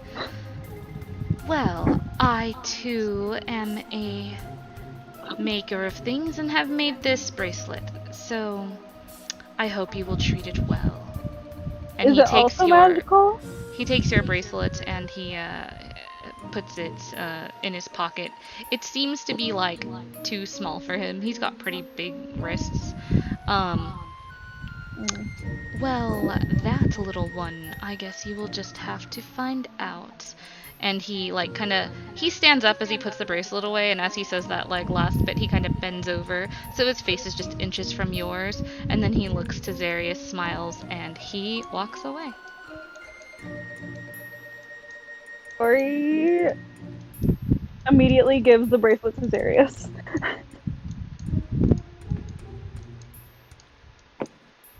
Here's Schmo. Your actions are going to have unintended consequences one day, Dory. I'll put the bracelet inside my bag of holding and walk down the stairs. Is calling you Schmo wrong? So, I'm just trying to confuse him, and he did have something in his teeth. guys, He's Mistral. okay, so he wanted me to take you down to the cistern. He said, do you know what a cistern is? No. The place that holds water for a building. Okay, he wanted me to take you down there.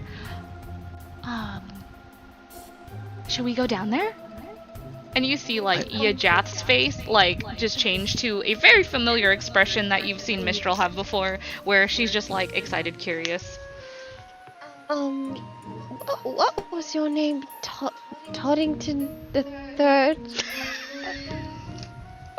Well, mine's Todd the Third. Todd Oh. the Third. Didn't you overhear something about a cistern when you were listening in on the Caer? Tries to Among remember. Did other I? things. You did. I think I did. You did Um, indeed. Yes, I did. What do you think that means? What do you think he wants to do with us there? I don't know, but coming from that fella, I'm supposing it can't be up to nothing too good. I'll be shocked if my, but maybe we should go ahead and look at it. But maybe just have me and you toward the front first. Oh, absolutely, as always. Am I the only one who believes we should ambush Yajath now? I am Yajath, but it's not Kadroth, really apologies. Yajath, it's me. Please don't forget that this is me. I never forget that. Serious, it's very tempting, but how do we know he doesn't have some sort of magical alarm or some sort of way to contact other people? I don't know. I think we need to be careful. Grace, we are in the lion's den right now. I think if it was that easy, someone might have done it already. I don't think that bracelet is for friendship. I don't think so either. But The bracelet is in the bag of holding. considering that he wants me to take you guys to the cistern, that's gotta be easy to get into. Oh yes, you would easily be able to take us there, but we don't know where that is.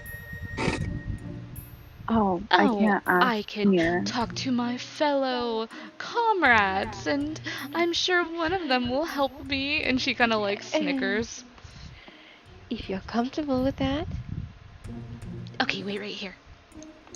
The She bolts off. Did you want to say something, Zarius? cistern would be at the bottom more than likely. Like when he Okay. looks like that. How do we get to the bottom? I don't know. We might be in a den of lions, but there are quite a few of us here. Okay, so I know where the cistern is. It's at the bottom of the Caer, and there's a ladder that takes us down there. Okay. Did they say anything about taking us down there? Did they seem evil? I don't know. They chuckled. In an evil way? I mean, like, look at this outfit. It's kinda, and she does a twirl. It's kind of like, doesn't it, it doesn't look, it's definitely not cute.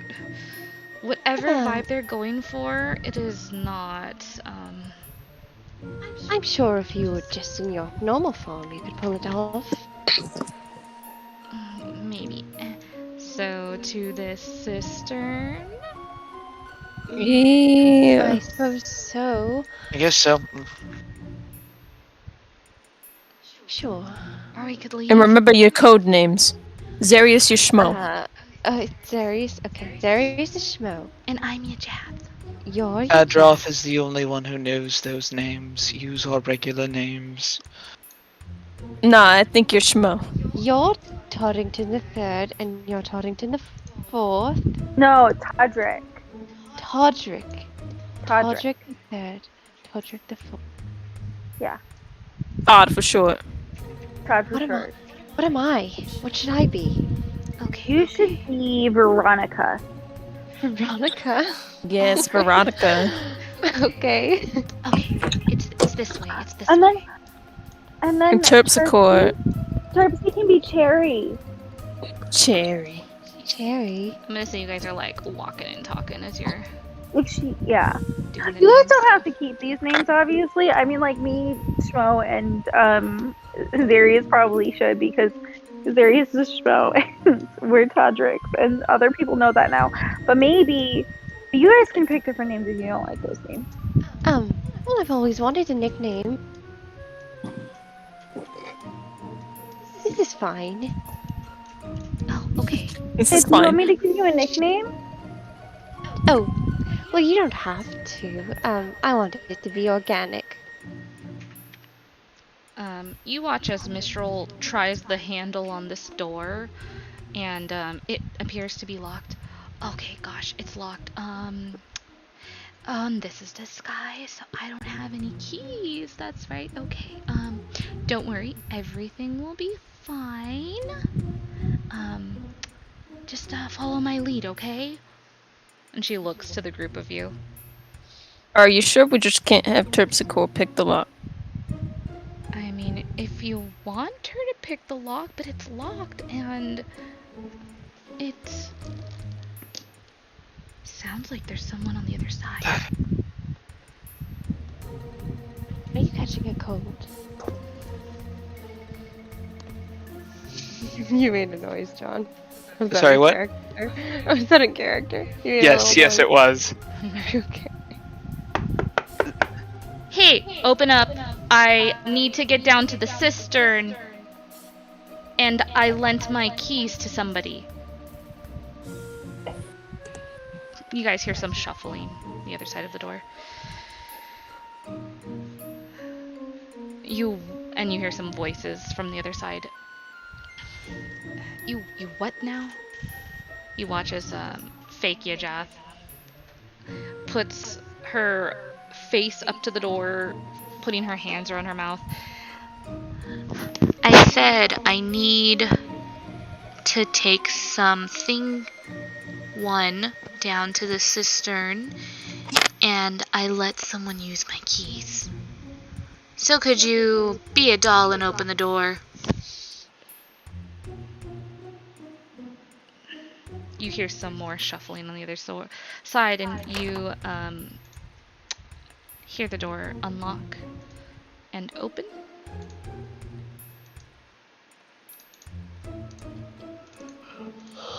Oh boy. And That's a lot of people. you watch as Mistral steps inside.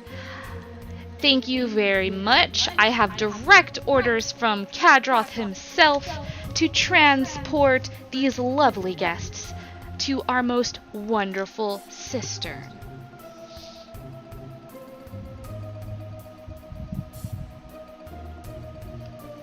Hello. Howdy. Give a wave.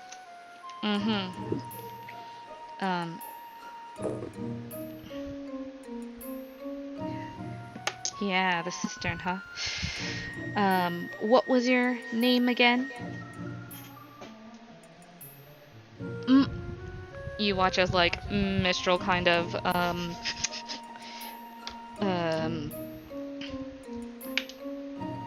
she kind of, looks around to you guys and then looks at them. Yajath, you idiot. How could you forget who I am? Don't you know that I guard the speaker's room?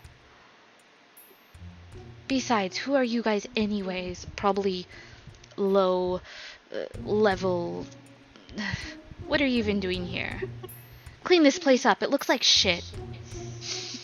Charlotte has a hand over her mouth and is little, like, kind of like, language, like, really, really quietly. She walks in and she kind of like pushes past these two over to these stairs. Come along. The tour continues to our beautiful cistern.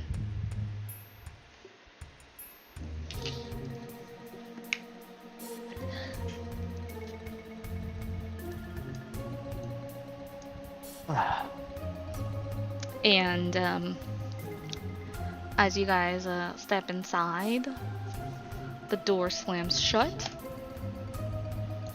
and locks, and you can hear it slam shut and lock. And the guy who had been talking to Fake Yajath, aka Mistral, looks to the rest of you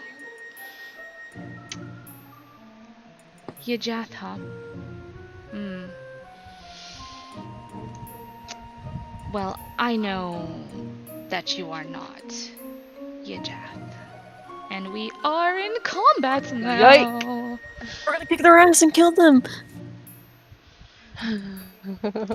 Kick ass. Operation Stealth is going really well. It Run out of is. the We're gonna have room. so many bodies. Wonderful. Where the fuck are we gonna put these bodies, huh? Under the table. Under the table. Is that a cabinet? Maybe we'll put them in the cabinet. We'll put them in the cabinet. Like that one scene in Tangled. maybe we'll prop them up on the chairs and make them like they're just like sleeping. We'll throw them in the cistern. We can carry them all the way down. It's a process, but Schmo can do it. I can help, I guess. This is a fucking mess. Oh, you can like select multiple and then add. Yeah, you can just use like the rectangle tool and everyone in this room. Yeah. You don't have to do all that. What? Everyone's added, yeah? Select everyone and then just hit the and then hit one of them and hit the combat thing. There you go. There you go. There you go. Y'all can roll your initiative. Roll initiative. Wow, a 15. Um, Oh wow.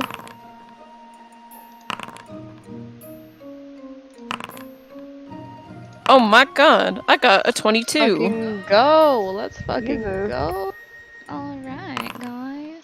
Dory, you got a 7? Oh, you gotta manually put in Dory and Schmo. Okay, that's fine. Yeah, I got 22. Dory got a 7. Schmo got a No, 22. I didn't know rolling outside was an option. I would have kept my natural 20. Oh, You can have your why'd you roll 20. twice? You can have your 20. You're my Nah. 20. I used the 6. Dory and Shmo's a 22. Okay. You want your 20? Metal dice. Nope. Okay. Alright. And Metalman. we are in combat. Let's get some combat music. Oh boy. Alright. Top of the combat round. We've got Shmo. You are up first, Shmo. What would you like to do? Yay. I can also use Ram as like a bonus, right? Can I? Yes, you can use it as a bonus action. Okay, hold on, I gotta lower my... Oh wait, I can lower volume on here, right? Yeah, I believe can. So. Yeah. There we go. Okay. Yeah, I'm just going to, I'm going to attack the one in front of me right here. Okay. Okay. I'm just gonna use my actual dice on the... Not my actual dice, but like the thing on here, because everything's already put in, so... Yeah, that's fine.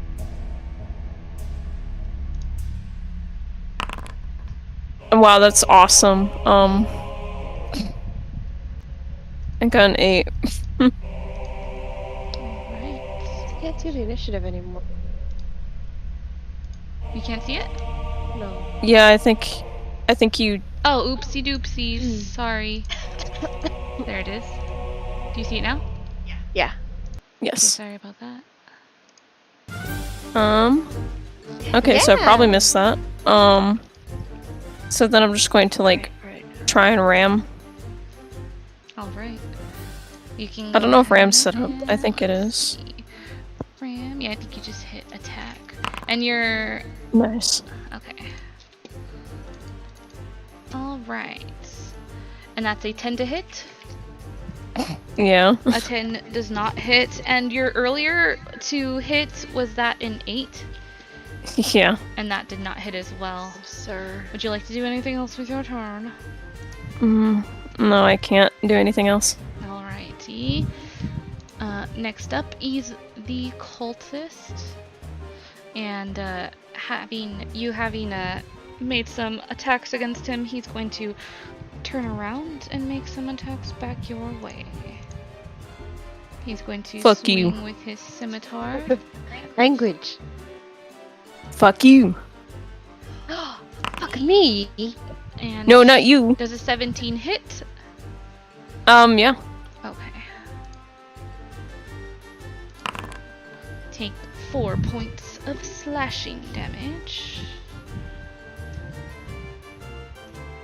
Okay. And that is his turn.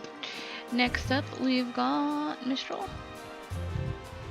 She is kind of looking at what's going on. And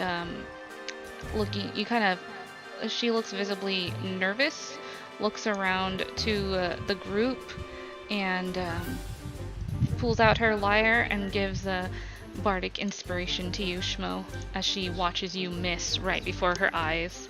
Something she's probably not seen you really do before, so she's like a little shook by this. And Thank you. Sefik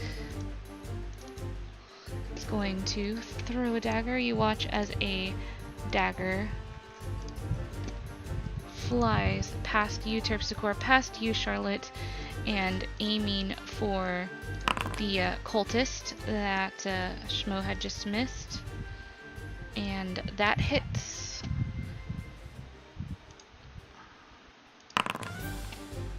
And he takes 14 points of damage. Alright, next up we've got Charlotte, and then Terpsichore will be on deck. Okay. So I'm going to. We're in it now. I guess I'm going to cast Spiritual Weapon. So, with my bonus action, the giant spectral teapot is going to materialize over this guy right next to, or actually this guy. This guy.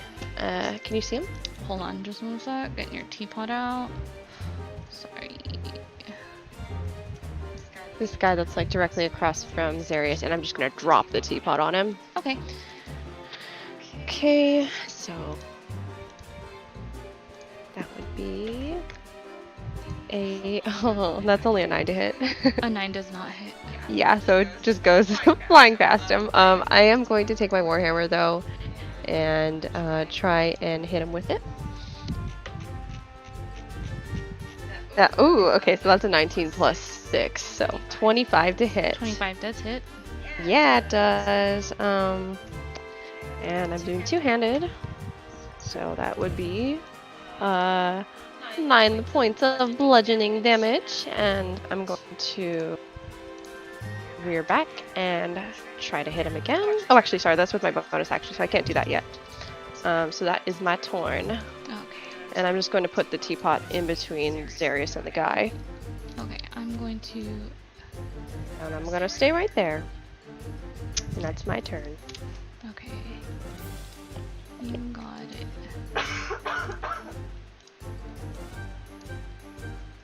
Alright, let me get the teapot over here. Ugh, I don't know why it's doing that. Sorry. It's putting the wrong token. The teapot. Because the other token, it's still, if you click the cog and then go to image tab, it's probably this different image. Yeah. Wow. It has... Okay. Wait, go to...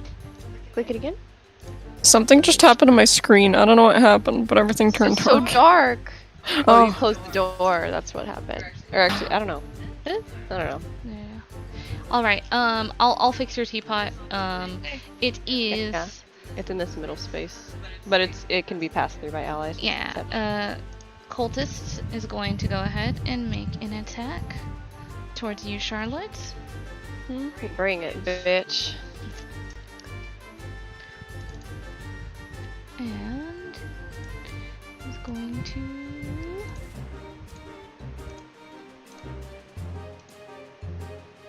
use their dagger, and he's going to swipe at you.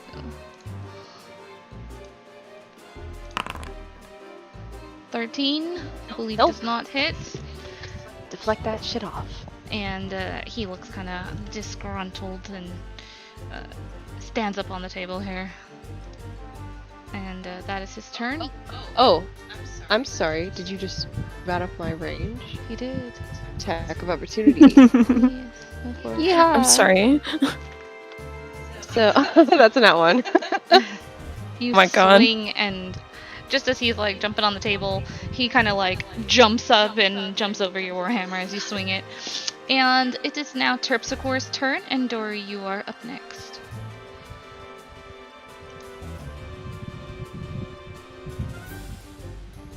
I am gonna stab this man with my rapier. Get it, girl. Where are we gonna go? I'm just gonna. I'm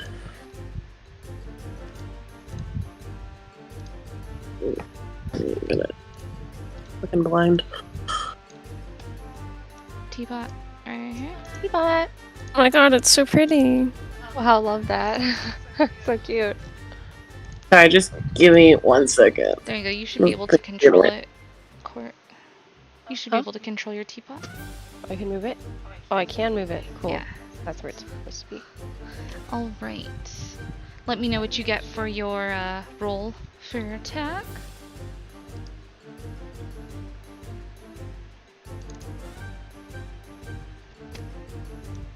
Terpsy. Yeah, just give me Oh, no 1 second. My thing's just being slow. Oh, no problem.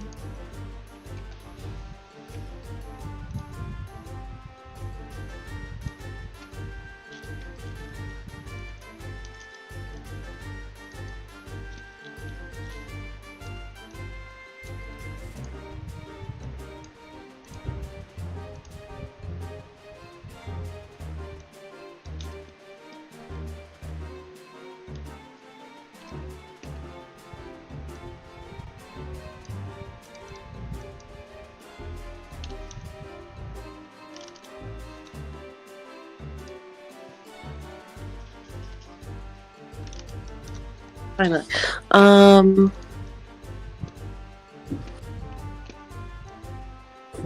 That's a 16. All right, a 16 does hit. Go ahead and roll that damage. Yes.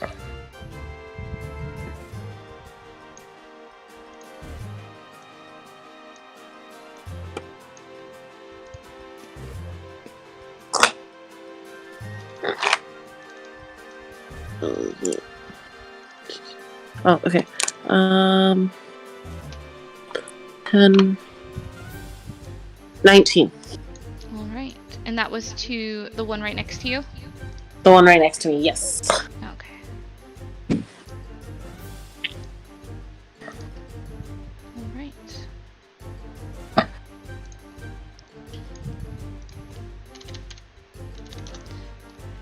All right. All right, Dory, you are up. And Zarius, you are coming next after the cultist.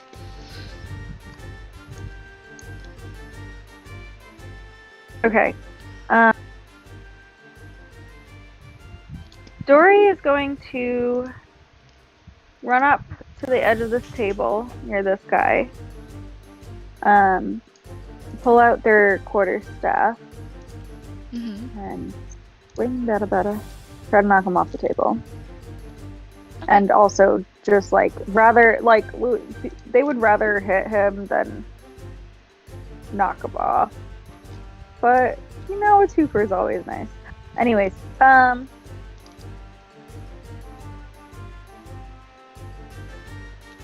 All right, go ahead and roll to hit. does a 15 hit? 15 does hit. Go ahead and roll damage. Or Okay, you they're just- gonna use Yeah. Oh yeah, 2 you're hands okay. Go ahead. thing. That is a 7 minus 1, so 6. Okay. So you go ahead and swing with both hands at this guy, and as you swing at him with your quarterstaff, you're aiming to kind of knock him off the table, but what happens is you whack him in the shins, and he starts kind of hopping around on the table. Get him, Dory! Oh, you! I will deal with you next. And he points at you, and he's kind of like holding his shins. If anyone's been hit in the shins, it fucking hurts. And Zarius... Dory yeah. sticks her tongue out at him. He sneers at you, and like, he looks like he wants to kill you. And it is a cultist's turn. Though not the one you just hit. You watch as, Oh, did you want to do anything else for your turn, or was that it? Well, that's it. Okay. Alright. The cultist, off in the corner here, points at you, Dory, and, says, points his hand out to you, and, he says, halt, and he goes ahead and casts a command. So you need to do a DC 11 saving throw. What kind of saving throw? Wisdom? Yeah, wisdom saving throw. Okay, I have advantage because it's magic, right? Oh. Wisdom. Yep.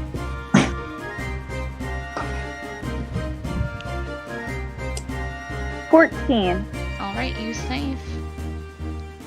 So you feel this kind of magic try to take hold of you. However, you're able to shake off this feeling. Screw you, dude. And Zarius, it is your turn.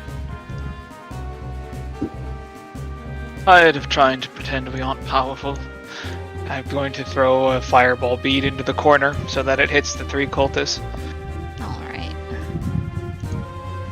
Into the corner by these 3. Go ahead and throw that bead, sir. As far as I know... It's a level 1 fireball, is it? Yeah, it's 1 bead, 3rd level fireball. Okay. It just says I can use an action to detach a bead and throw it up to 60 feet away. Yes. So... I'm going to throw it into the corner so that it hits these assholes. Got it. Alright. Go ahead and roll the damage. It's a DC 15 was our dexterity saving throw for all of them. And I guess we'll use Foundry. Okay, got it. So... attributes, let's see here. 26 on a fail, 13 on a save. Okay. Where's the save on this? I'm just gonna roll my dice because I don't see where the save is. What's the DC that they needed? Or here, 15, I'll roll. 15. That's a 16. That's a 6. Fail. That's an 11. Oop, and that's a 17. So how much damage on a save? 26. Excuse me, 13 on a save, 26 on a fail, and it's only these 3 Okay. that it would hit. Alright. And... oh, those 3. So, okay. Yeah, So, otherwise I'd be hitting the rest of my party. Gotcha. And then, if they failed, how much damage was it? 26. 26. If they fail, 13 if they save. Okay, thank you, sorry. 26, okay. Alright. That one and this one.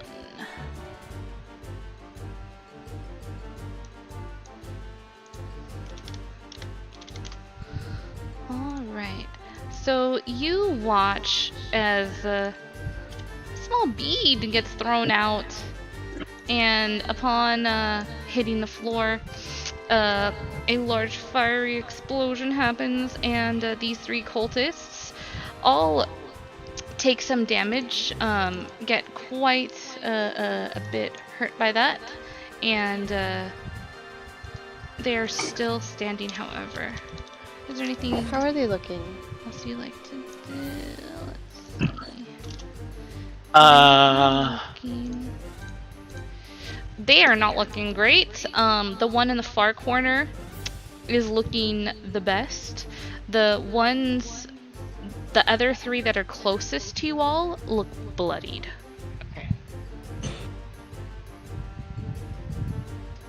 Gonna bonus action the psionic shield into existence. All right.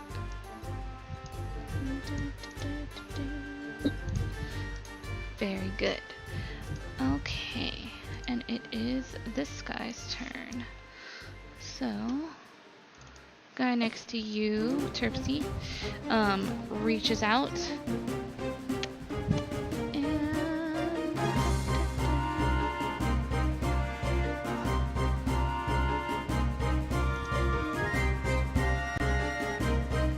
and he is going to make an attempt to inflict wounds on you. Okay. Well, rude, you stab a guy and he's just gonna inflict wounds. What a jerk. I know, What a right? jerk. What's his problem? He's a bitch. Okay.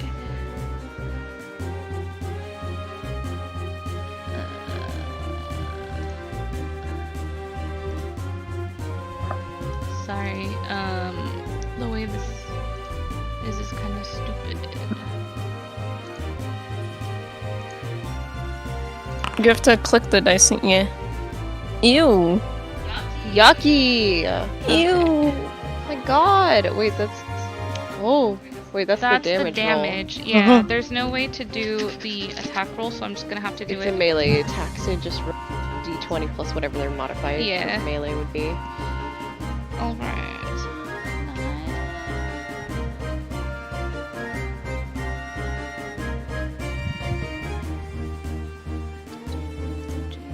Sorry, this is just a You're little fine. funky.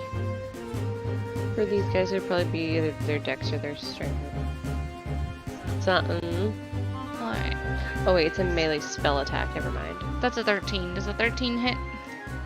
No, it does not. So Beach. he looks up with you. This guy is bleeding out of his mouth, barely able to stand, and he reaches his hand out to you, trying to cast a spell. You watch as a kind of red glow starts to emit from his hands as he reaches out for you, and it is not able to take hold upon you, and you can see the look on his face. He looks very disappointed and fearful as he's looking up at you. Loser. And now it's his turn. Shmo, it is your turn. And hopefully I don't donk up. Donk up. Get him. Okay, I'm gonna roll my actual dice because now I know what my modifier is because I rolled it before. Blech. I'm just gonna swing with my flail. That is a 17 to hit. A 17 hits. Go ahead and roll damage. Okay, I don't know what the damage is, so I'm just gonna click it and then just roll damage. That's fine. Because I did the one before, so I was like, oh yes, I did that. Well, 7. Okay. You watch as you reach out and you strike this guy with your flail and take some damage. He's still standing. Okay, then I'm gonna ram his ass. Okay, go for it. Go ahead and make an attack roll. And I'm scrolling up to see what my ram modifier was. It's just 5. Okay. That is a 22. 22 hits. Go ahead and roll damage. I'm just rolling that for the damage. That's fine. 7. Alright. yes. You ram him and he kind of holds his side as you headbutt into the side of this guy, and some blood comes out of his mouth as you ram him. He's like kind of choking up the blood. Alright. Bitch. Alright, let's see, my turn. Alright, and it is now his turn. He reaches out his arm for you and makes an attempt to inflict his wounds upon you. Bitch. That's an 18. Does an 18 hit? That does hit. Alrighty. Looks like someone's gonna need a band-aid later. Give me a band-aid. Okay, take 16 points of necrotic damage. Yeah, you're gonna need a band-aid. I'm gonna need a band-aid. And that is his turn. It is a minstrel's turn. And, she... Let's see here. Is going to look over to Dory and give Dory bardic inspiration.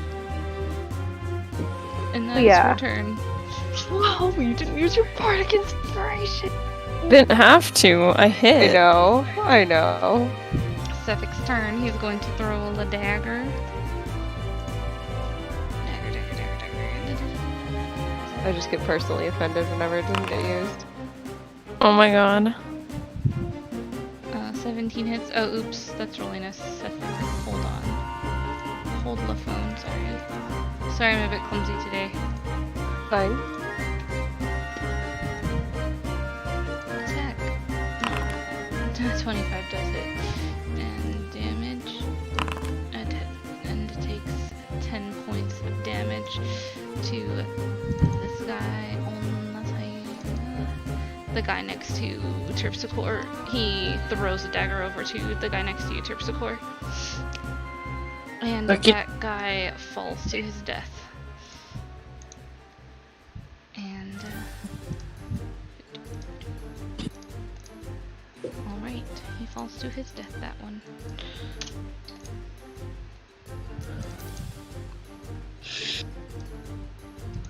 It is Charlotte's turn. Yay. Okay, I'm going to first of all drop my teapot on this man. Next to Dory. So I'm gonna go ahead and roll to see if that hits. What is that? That is a 13 total. Does that hit? A 13 does not hit. Alright, I'm just going to do it the old-fashioned way, and I'm gonna jump up on the table and beat his ass. Okay. Goodbye, kneecaps. Yeah. So that's a 17. 17 hits. Okay. Now we're cooking with fire. Yeah. Ooh. Okay. That is 13 points of bludgeoning damage. I swing my hammer over To the guy on at the him. table. Mm-hmm. He is still standing, but he looks bad. You go ahead and you hit him, and he falls down to his knees, and he's kind of holding himself. You'll pay for this. She's looking down at him like, how dare you? Like, I try to attack Dory. Oh boy. All gas, no brakes. And it is his turn, the one you just hit. And Bring it. he reaches out and goes to attack. 15, I think, does not hit. Does not hit. Reaches out and tries to slice at you with his scimitar, and he misses.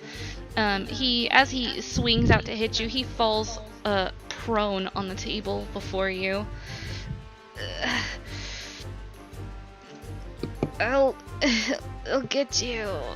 And he's like just like trying to get at you with his scimitar, but he cannot. I'm sure you will. Terpsichore, it is your turn, and Dora, you are on deck. Alright, I'm gonna go up to this one that Schmo was fighting. And I'm gonna, do the slashing with my rapier. Slash and slice him. Mo looks at Terpsichore gratefully because he seems like he's in quite a bit of pain. 12? My baby got attacked. A 12 misses. As you slice at him, he kind of steps back out of the way and he laughs at you. Yo, he a bitch. He a real bitch. Someone end his life. Alright. Would you like to do anything else, madame? That is all I can do. Alright, Dora, you are up. Okie dokie.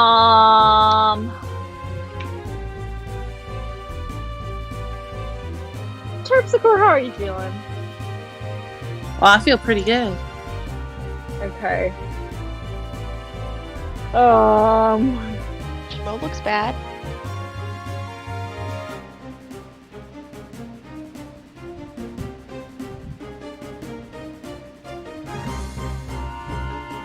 Terpsichore Okay. feels like $1,000,000. Wow. Great. Okay, She's so Dory glowing. His Dory radiant. is just gonna be a little unhinged. No, not like that. They've tasted Oh my goodness, what's blood. happening? Not that. Okay. No, what happened? Okay. Unhinged. So it's a 15-foot square. Okay. Not a circle. Okay. 15-foot square. Where would you like that square to be? Or who are you trying to hit? Not that. Okay, sorry, 1 second. I'm just trying to measure things. I'm not very good. Okay, so they're 15-foot square. I want to get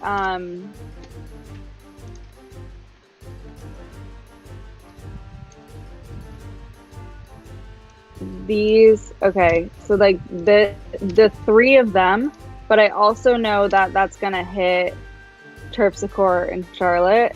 Mm-hmm.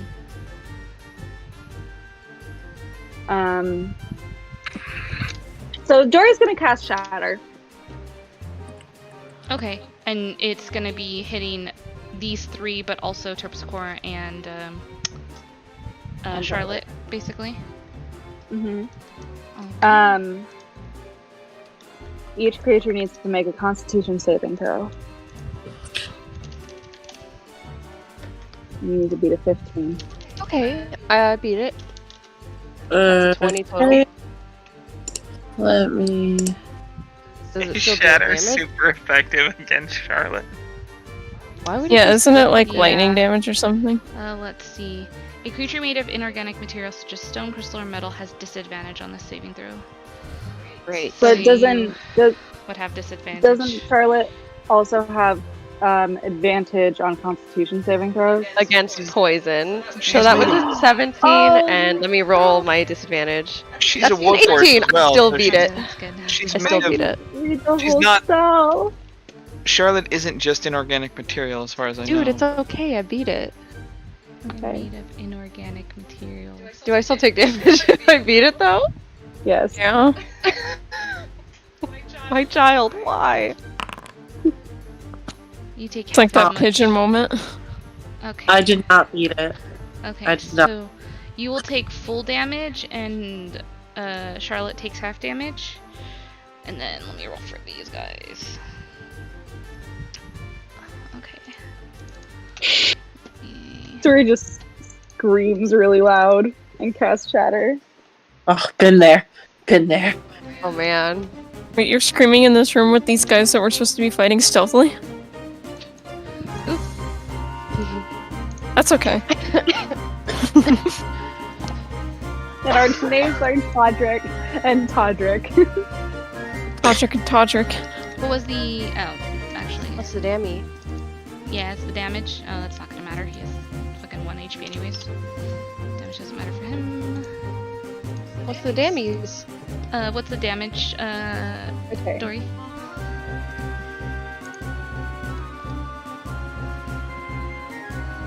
$17 total. Half of that if he saved. Ow. So that would be 7 half.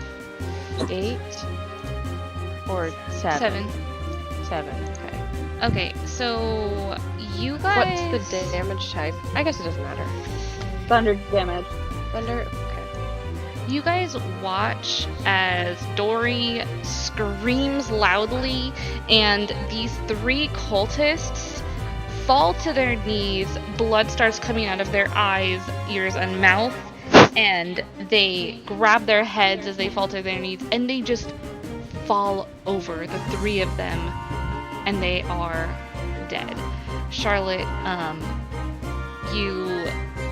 you see this happen, and you take the half damage. Terpsichore, you Charlotte like goes to cover her ears as soon as she sees like Dory like go like. And Terpsichore, you take the full damage from that since you didn't save. And after hearing that scream, you guys start to hear quite a bit of noise on the other side of that door that just got shut and locked. Immediately grabbing a chair and going to the door and shoving it up against the... Yeah, Schmo starts to push the table if he can. Oh no, I don't want to put that on myself. Here we go. Yeah, so... Get off the table, Charlotte. Okay, okay. Sorry. I shove the body off and I start moving the table with Schmo. Terpsichore and Charlotte, are you okay? I'm fine, Dory. I just, please let me move this. Please hop off the table. It's dangerous. And I start shoving the table towards the Yeah, door. Schmo's shoving the table, but he's like in pain. So he's like shoving the door a little bit less effectively. Terpsichore, are you okay? What's going on in there? We heard somebody scream. Okay. I've got this. Mistral is like hyping herself up. She walks over to the door. I touch her and give her guidance as she does. Get into the D4? Yeah. Okay. You guys watch as Mistral kind of gains her composure, walks over to the door, and leans up against it.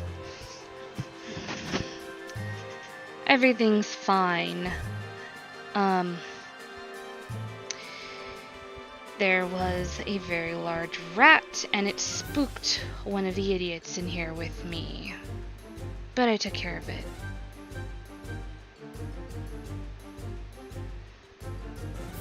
You guys hear nothing for a moment.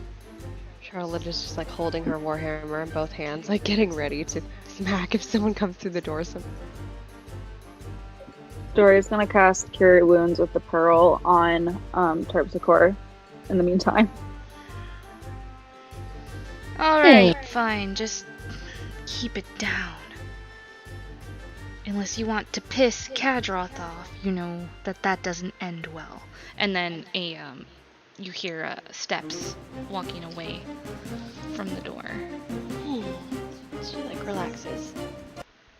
Schmo's size too. Are you okay? I could be better. Wow. Checking the bodies. Alright. Go ahead and roll me investigation. You can roll just a flat investigation if you'd like for all of them, if you would like. Here, I'm gonna reach out and cast Cure Wounds on Schmo. Oh shit, that went flying. Terpsichore, you heal 7 hit points. Okay, you heal. You also heal 7 hit points. Very nice. Yay! 17. Schmo smiles gratefully to Charlotte and just gives her a nod. With the Is that better? Do you need That's a lot better. with the 17. Thank you. 17, yeah. Yeah, with a 17, you search the bodies. You find a very familiar amulet, like you've been finding. And the other two. These are the shards, right? It is, I believe it's a bracelet or an amulet that you've been finding on them. Yeah, Chardolin amulets. Yeah, it's a Chardolin amulet.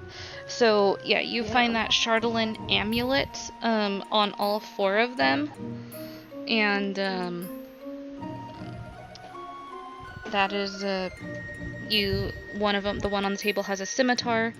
The other 3 have a dagger each on them.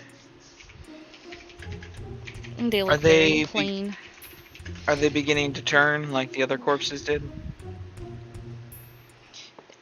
These guys are beginning to turn icy cold as you're searching through their pockets and their person. You notice that they're going very, very quickly, too quickly, to a very icy cold state. That is not normal.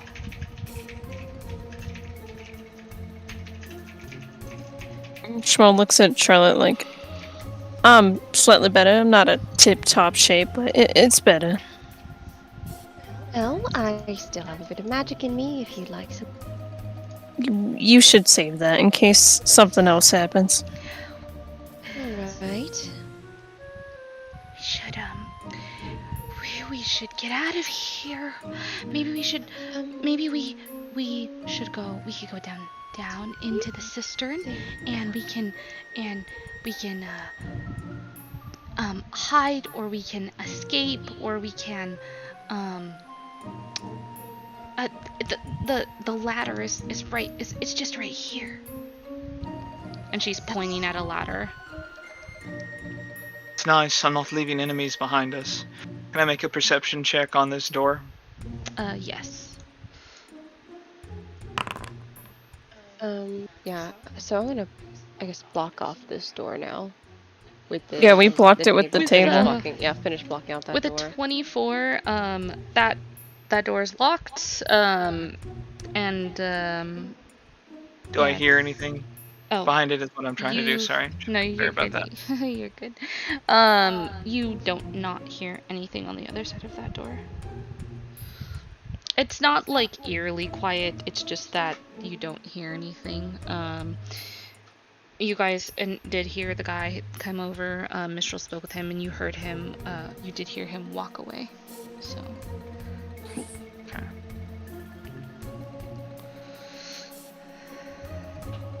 It's gonna start moving some of, like, the frozen bodies under the table that is in front of the door. God. Terpsichore, would you kindly come and see if you can work your magic on this door? Sure. I want to know where it goes before we descend. Alright, go ahead and roll Thieves' Tools. Thieves' Tools is a sleight of hand, yeah? Yeah, I believe Yeah, go ahead and roll your sleight of hand. My sleight of hand. Where's the Let's see.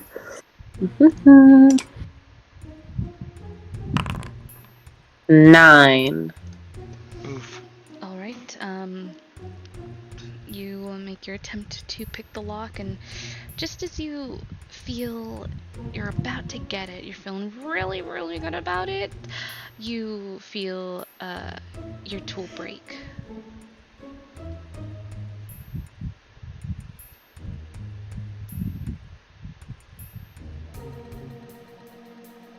Oh, well, that's I know. good. You want me to bust the door down? No, we don't want to make any more noise than we already have. Oh, by all means, I have more tools. Shmuel frowns. He really likes busting down doors. Is there anything I can do to help Terpsichore, holding her tools, Oh yeah, shining my lantern on Yeah. the lock? Yeah, you can go ahead and assist her, and you can roll an advantage. Ooh, 17. Ooh. Alright, roll one more. Oh no, that was with advantage. Oh, that was with advantage. Okay, oh, haha, Yeah. very good, thank you. Alright, so with the 17, you are able to try again. This time, much more carefully, much more attentively to the lock and the intricacies of it. And you get that very satisfying click as the door unlocks. And as it unlocks, it also blows open. The windy, kind of blistery snow of the outside, pulling the door open as it's unlocked. Nice. And you see outside, it is very, very windy and very, very snowy. Well, there's one other exit, I suppose. I will try and gently close the door. If Terpsichore will let me, if there's nothing else she wants to do. Nothing else I need to do. I got that door open, baby. Alright. I'm gonna close it then, as quietly as I can. Granted, if it's that windy, I suppose it doesn't matter, but... Yeah, the wind, you can gather that the wind probably helped muffle some of that door opening. It's very, like, loudly windy outside.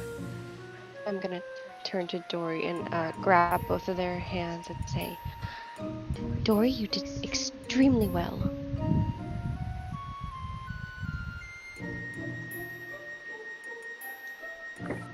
Dory? Hey, I'm sorry No, that it's okay. I'm strong. I am immune to temper tantrum. You did good. And Dory, I have to say that was pretty amazing. I thought I was the only one that could scream people to death. you can do that too. Oh my gosh, were you not there? With the troll or the crag cat? No, they didn't go on the crag cat hunting mission. But it's a nice surprise. I can't do it very much, but I can do it. Well, I'm really sorry that I hurt you guys in the process. I didn't want to, but I know that, like, they were gonna hurt us more, and I got really scared, but, Dory, it's okay. I'm not hurt. I'm quite resilient. Don't worry. And I pat Dory on the head. what, do,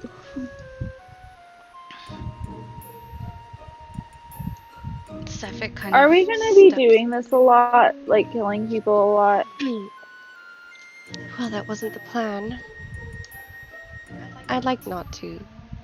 Sefik steps over to Zarius, kind of behind Dory, and he kind of like whispers over to Zarius. Dory, probably you hear this as well. We are a bit on a time constraint, so we should probably move a bit more quickly. Down to the cistern, then. Not only do we have the care to worry about, there's something back at the inn that we need to attend to. That is on a time constraint. More monsters? No, 2 little ones, with a 4-hour timer from when I returned back to you. A 4-hour timer? What? I'm not familiar with any sort of spell that has a... Never mind. Let's focus on the problem at hand. Everyone, does anyone need us to do anything here in this room? Otherwise, let us continue downward. I don't think so. Okay. Nobody's hurt? Well, I'm still hurt, but I'm doing as best I can. I'm still a little hurt, but I should be good. Hopefully I'll be good. Well, if either of you have need of healing, just let me know. I'm on call, and I start going downstairs. Okay. Yeah, Shmo starts going down too. If you guys can let me know for going down the stairs, if you could let me know what your marching order is going to be on who's going down in what order. So who's Charlotte, going? go first. Charlotte first. Okay, next. Shmo second. Shmo second. If Mistral's not going down behind them, I'll go down behind Charlotte and Shmo. Okay. Next. I will go behind Zarius. All right. Is there, Dory's gonna or are you going go Dory? behind her. Behind her skirt? Okay. Sefik and Mistral will follow behind you. Alright. Dory's gonna hold Terpsichore's hand. Alright.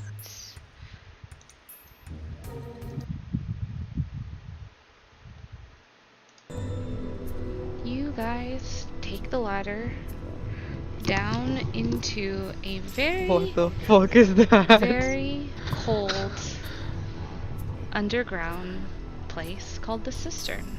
That is what you know it to be called. Just to check, Charlotte, oh no, Zarius, you have your lantern out, yes? Oh, if it's dark, I'll cast light on my Yes, warhammer. I do. I have It the is dark lantern down of here. revealing lit. Okay. Oh, fuck is this? Let me get the lantern going. Also, by the way, oh no, combat's fine. Okay, I thought it was still open. What the fuck is this? Shitting my pants. I'm shitting and crying. They're dead. Oh, that's Dude, get your gamer lantern out of here. Gamer lantern. wow. It's not RGB. Yeah, he's got his RGB. Legit. This fucking Razer sponsored lantern. Literally. Yeah. And this I love it episode is so sponsored by much. G I Fuel. love it. G Fuel. I love Wizards it so have much. to earn money for their paper and ink somehow. He got a sponsorship. Oh my gosh. Sponsored by. Yeah. Right, Aid? Yeah. There you go. Sure. Fuck, who was it that we were... Where does Girk work? God damn it. Whatever. I work Michaels. Michaels. That there is we go. not even in the same zip code. Sponsored by Michaels. Wow. Not. Craft needs. Oh my Friday god. would have been Friday would have been a good stock to buy like 5 years ago. Right. I mean, Alright, friends. You are down here in the cistern. You notice there are 4 lanterns which are lit, and you come down, and it is very, very, very cold down here. I would like all of you guys to make a Constitution saving throw. even me. Doesn't matter if I'm an ice Yes. satyr. Go ahead and make yours at advantage, and Dory, you make yours at advantage as well. Yuck. Yuck. Wait, even me? Yes. Okay. Do I do advantage? You will make yours Yikes. regular. Okay. Well, I rolled My high. best I got 12. It's a con? Yes. I'm not being poisoned, am I? It's not Yeah, the poison. best I got is 12. 20. So. Is this magic? I know I'm not, but it's just funny to say it every time. Yes, it is funny. All right. Is it magic? Damn, my boy crit. Yeah, wait, is it Um, magic? It is not magic. Fuck. As you come down here, if you got a 10 or higher, you take 2 points of damage. Horrible. Bitch. If you got 9 and lower, then you're taking 5 points of damage. Horrible. We still take damage. Oh, so. All right. Schmo kind of like is rubbing his arms. What would you Even like? with cold weather gear on. Okay. Yes. Charlotte's like making a little squeak every time she has to move her limbs. Feel free to, let me see here. Let me see here. Oh, fuck, sorry. Give me just a sec, I dropped something. Wait. Did you say this was cold damage? This is damage that you are taking. It is cold damage. It is not magical cold damage. Okay, I have cold resistance. Yes, that is why you had advantage on it. Oh, I had advantage. Yes, you had Okay. advantage. I didn't use advantage, but You still. saved anyways It's with a fine. 16. I saved anyway. Yeah. Okay. Okay. So you're good. I Schmo's didn't like know if kind that of would like have it again or anything.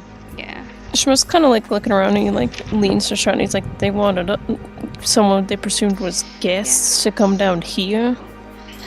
My guess is we didn't make a very good impression. Well, I So, guess yeah. I won't be the best dad in the future. The wooden ladder clings to the west I don't wall, think that's- held I in don't think he's a good judge of character. held in place with iron brackets. The ladder descends 12 feet to a hall made of mortared stone lit lit by 4 sputtering torches.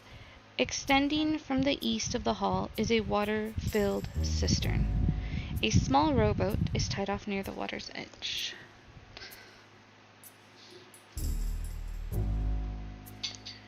Are we able to make our way through this room? Yeah, go ahead and move about wherever you would like. Okay, I'm going to go check out the rowboat. Alright. Go ahead and investigation check the rowboat. Investigation. Okay. Where's my social dice? There we go. Oh God. That's a 4. 4. It is a rowboat. She doesn't really want to get too close to the water. It looks pretty rowboaty. There are not any holes in it. There is a tiny bit of water in it, but not much. She doesn't feel comfortable enough to like get super close to check it out. Shmo's gonna like stamp his foot on like the back end of it, make sure it doesn't like collapse when he like puts his foot there. Alright. What else can I see? Oh, go ahead. You see a hall down there that is very, very dark. You can tell that there's no lights coming from the hall that Zarius is kind of standing nearby. So the lantern I have sheds light, bright light by 30 feet, and then an additional 30 feet of dim light. Is there anything else I can see with that? Let me see here. Vision. So 30 feet. So it's a total. So 30 feet of dim light and 30 feet of bright. Sorry. Yeah, here, I'll post it. Thank you.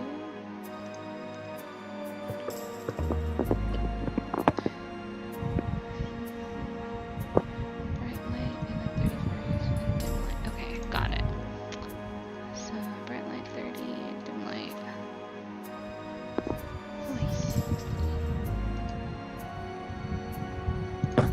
Ugh. So there you go, sir. That is what you see. That's disconcerting. You wanted to see?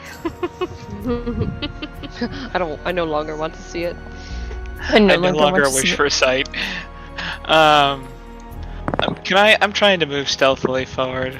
Yeah, you can do that. Go ahead and roll me a stealth check. You're splitting the party. You're splitting the party. Shmo speaks in Abyssal. You're splitting up the party. As you step into this room, Zarius, the room is quite empty, except for 4 sheet-wrapped bodies. Remember when my lying wizard side by boyfriend was side, alive? laying side by side on the floor. Would you like to inspect the bodies? Fuck no. I remember when my wizard boyfriend was alive, and then he went down a dark corridor, and we never saw him again. You remember that? Is there Also, does anything happen to the boat when I step on it? It rocks a little bit, Okay. like a boat would in water. Is there anything you'd like to do in this room, Zarius, other than peek down at your 4 new friends? Just kidding, they're wrapped bodies. Is there anything else in the room? Hate it. There is nothing else. It is a very empty room, and as you step into this room, it feels colder than the other part of the cistern.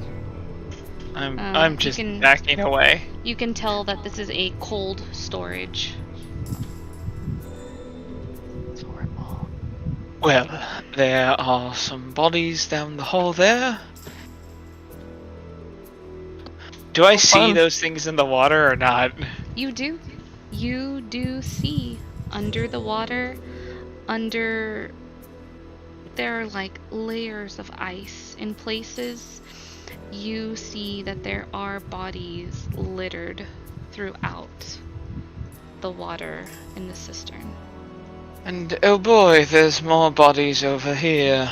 Charlotte has So like look her at hand that. over her mouth. I don't like it down here. Can I step onto the boat? Yes, go for it. Step onto the boat. Just rocks a little bit as you step onto it. Am I able to make out anything of the body, the closest one that I see? It looks... Not moving or anything like that? No, these bodies look very dead. and go ahead and roll me a perception check.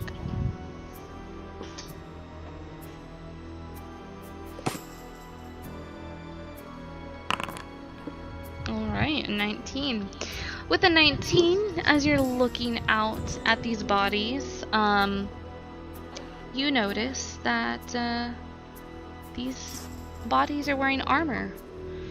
Armor that looks quite similar to that of Tom and John. No. This is not Tom and John, but they are wearing the same style of armor that those two were wearing. Yeah, kind of afraid it was going to be like this. Well, I think I unfortunately know what happened to the speaker's loyal men, women. Shmo like blinks and then he looks back at the bodies and he looks at Zarius like, oh. Ew.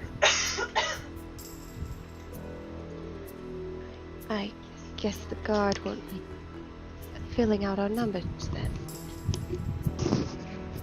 Does it appear to be so? No.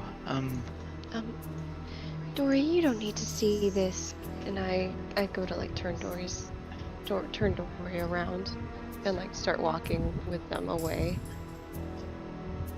Well, are we gonna go on this boat and escape through the other side? I can't go on that. Why not? We can't escape, we gotta help the speaker. I don't want to be in this town anymore. Neither do I, but it is exactly where we are most needed at the moment. This, and Zarius is going to point to all the corpses, is what is going to happen to innocent people if we do not intervene.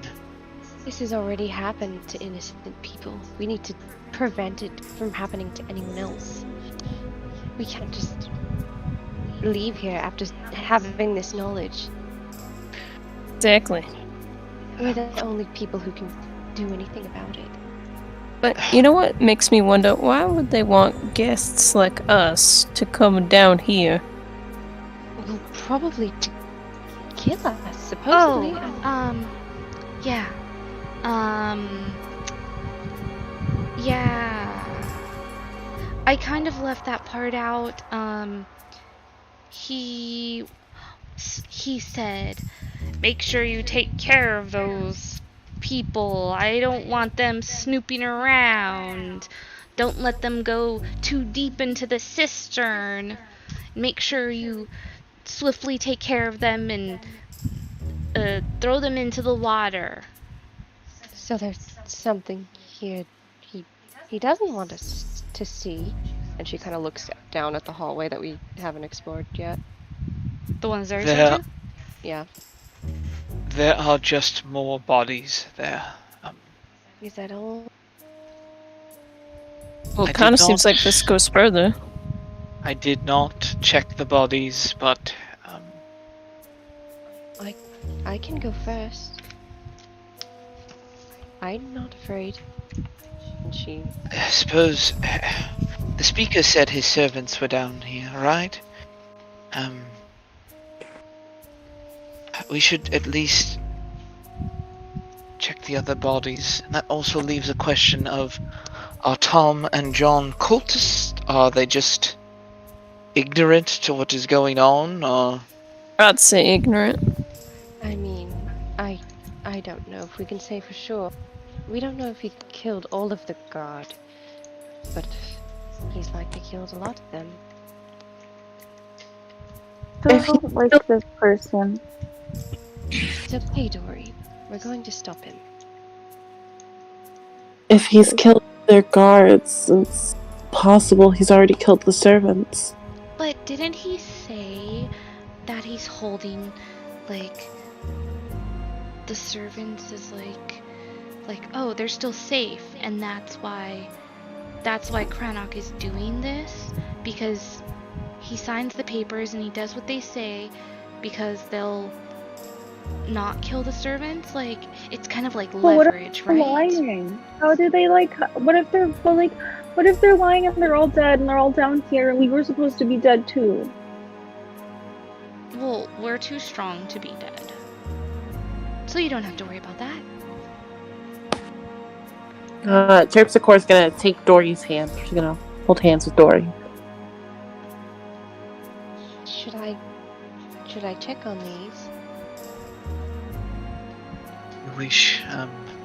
I will summon a firebolt in my hand. I'll help you relax, Charlotte. Okay. You're not squeamish, are you? No. Okay. She's going to gently lift cloth, I guess this is, off of laundry number 1. You, What's under curtain number 1? you lift up the cloth and, you notice, it is, a man who is also wearing the same uniform of Tom and John and the other bodies in the water there. This body doesn't, while this person looks to have been killed, you don't see any, like, wound markings on them.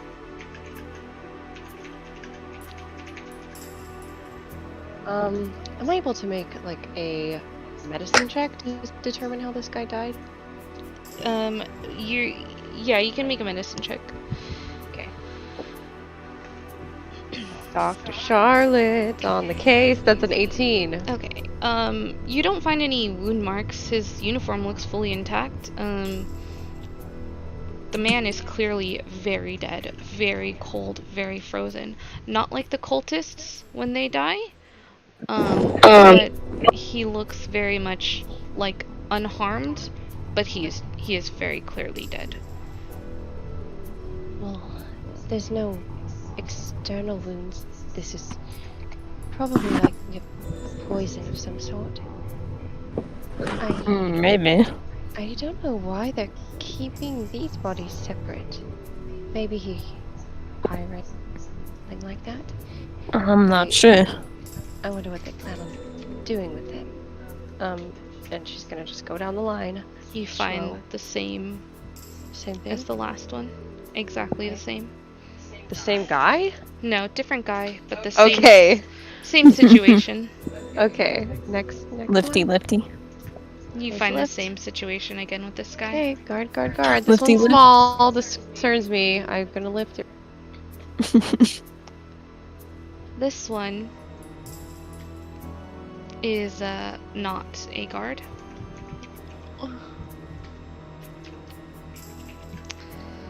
This one is about like an older teenager. An older teenager. Okay. Oh. And Damn. they look like they met the same fate as the others. You don't see any markings on them. But they are very much the same. They are very much dead as well. Very cold. And it's about like a 17-year-old boy wearing kind of plain clothes. Nothing really That's to a shame. distinguish who they were or kind of what job they had. It's kind of difficult to tell. Charlotte's like grabbing onto Schmo's like forearm a little bit and is like kind of squeezing a little too tightly as she's looking at this. Shmo kind of like pats your hand a bit, comfortingly. That's a mighty shame. I wish I hadn't seen that. It's all part of the job. I suppose, but why do you think these four are separated from the ones in the water? I don't know. Maybe they're didn't.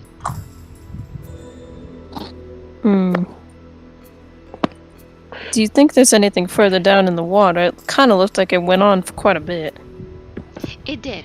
And he told me, make sure they don't, like, slip through your fingers and venture out into the cistern. He really did not want you guys to make your way towards the end of it. Like, it was kind of strange that he even put emphasis on, like, I wouldn't have even thought about it had he not said anything. He's clearly very dumb. Right? He's pretty dumb, right? It seems that way. Oh, he was leading you into a trap hole. Mistral? Or he Whatever didn't is see, down here. or he didn't see through my flawless disguise. Did he, when he put his hand on your shoulder, is that a perfect match? Did he go through you? No, he didn't go through me. Are you sure? I felt him squeeze my shoulder, yes?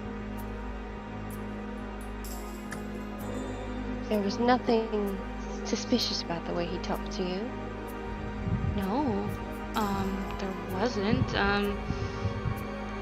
Honestly, he seemed very convinced. Do you not believe that my... Well, I believe in your skill set. We're dealing with a very dangerous individual. Yes. Someone who was able to do all this. It's not to be taken lightly. Yes, but perhaps there's something down here that he doesn't want us to see. Well, I don't have to breathe. No. Sorry. There are not goblins in this cistern. Goblins. Goblins in here. Oh my god. This what is why are we ice can't goblins? have nice things. Now you have to be Love it. separated. The second cutest goblins, because ours are the cutest goblins. Shit, you're right. Okay. All Yeah. right. If you are going to get onto the boat, please go ahead and make your way onto the boat. Keeps your arms and legs inside of the vehicle at all times. I'd like y'all to Am keep I- your arms and legs in the vehicle at all times, and thank you for riding Schmo boat. Am I able to even get on the boat? If I Yeah. step on it, what happens? Yeah, go ahead and it rocks a little bit, just like it did for everybody else. Step in the middle. Just try to remain still. Where's Dory? I'm on the boat. Everyone clips under Dory the boat. peeks out from behind Charlotte. I'm on Under? the boat. Oh, are you Yeah, guys everyone's floating under it. When you guys are under the boat? I'm on top Look, of the look, boat. I'm Oh, so shoot. powerful. I'm Oh, on shoot. top I of the think boat. I'm on top of the on boat, top but of the boat. nobody else is. I think Yeah, there's yeah, on everyone the else boat. Yeah, Hold everyone on. else is. This is some layering and It's a dumping magical issue. boat that disguises anyone who goes onto it. Let me fix this Oh, because what you the- all were just... Okay, stop moving. Y'all, chill the fuck out. Y'all are why the pause button was. We start chasing the boat as it leaves us. Wait, come back. Bitch, how are you moving? The game is paused. Oh, you're I'm moving us? you Oh, okay. guys. We can't see Bitch, how are you moving? that. I think I have to call it for tonight, because Should. Should. Shit is Very farting. Oh shit. Fair enough. Alright, would you guys like to... We can call it here and pick up next week on the spooky cistern boat trip? Sounds good to me. Alright. I don't mind. Yeah, this seems important. Yes. Yeah, it seems important. It is, I'm sorry again for being late, guys, today, and thank you all for your patience. No I hope you all worries. have fun tonight. Yeah. Yeah. We will continue on next week of, FrostMomo. On our... Next week on All My Housewives. Oh my god. No, thank you. Next week on FrostMomo. Real Housewives of 10 Towns. And, yeah, that's... The Real Housewives of 10 Towns. Everything sucks and I want to die. Oh god. That would be a terrible, like, show, jeez. Not gonna lie. The Real Housewives. And hopefully I won't sleep through goblins this time. It's the new BoJack Horseman. Oh gosh.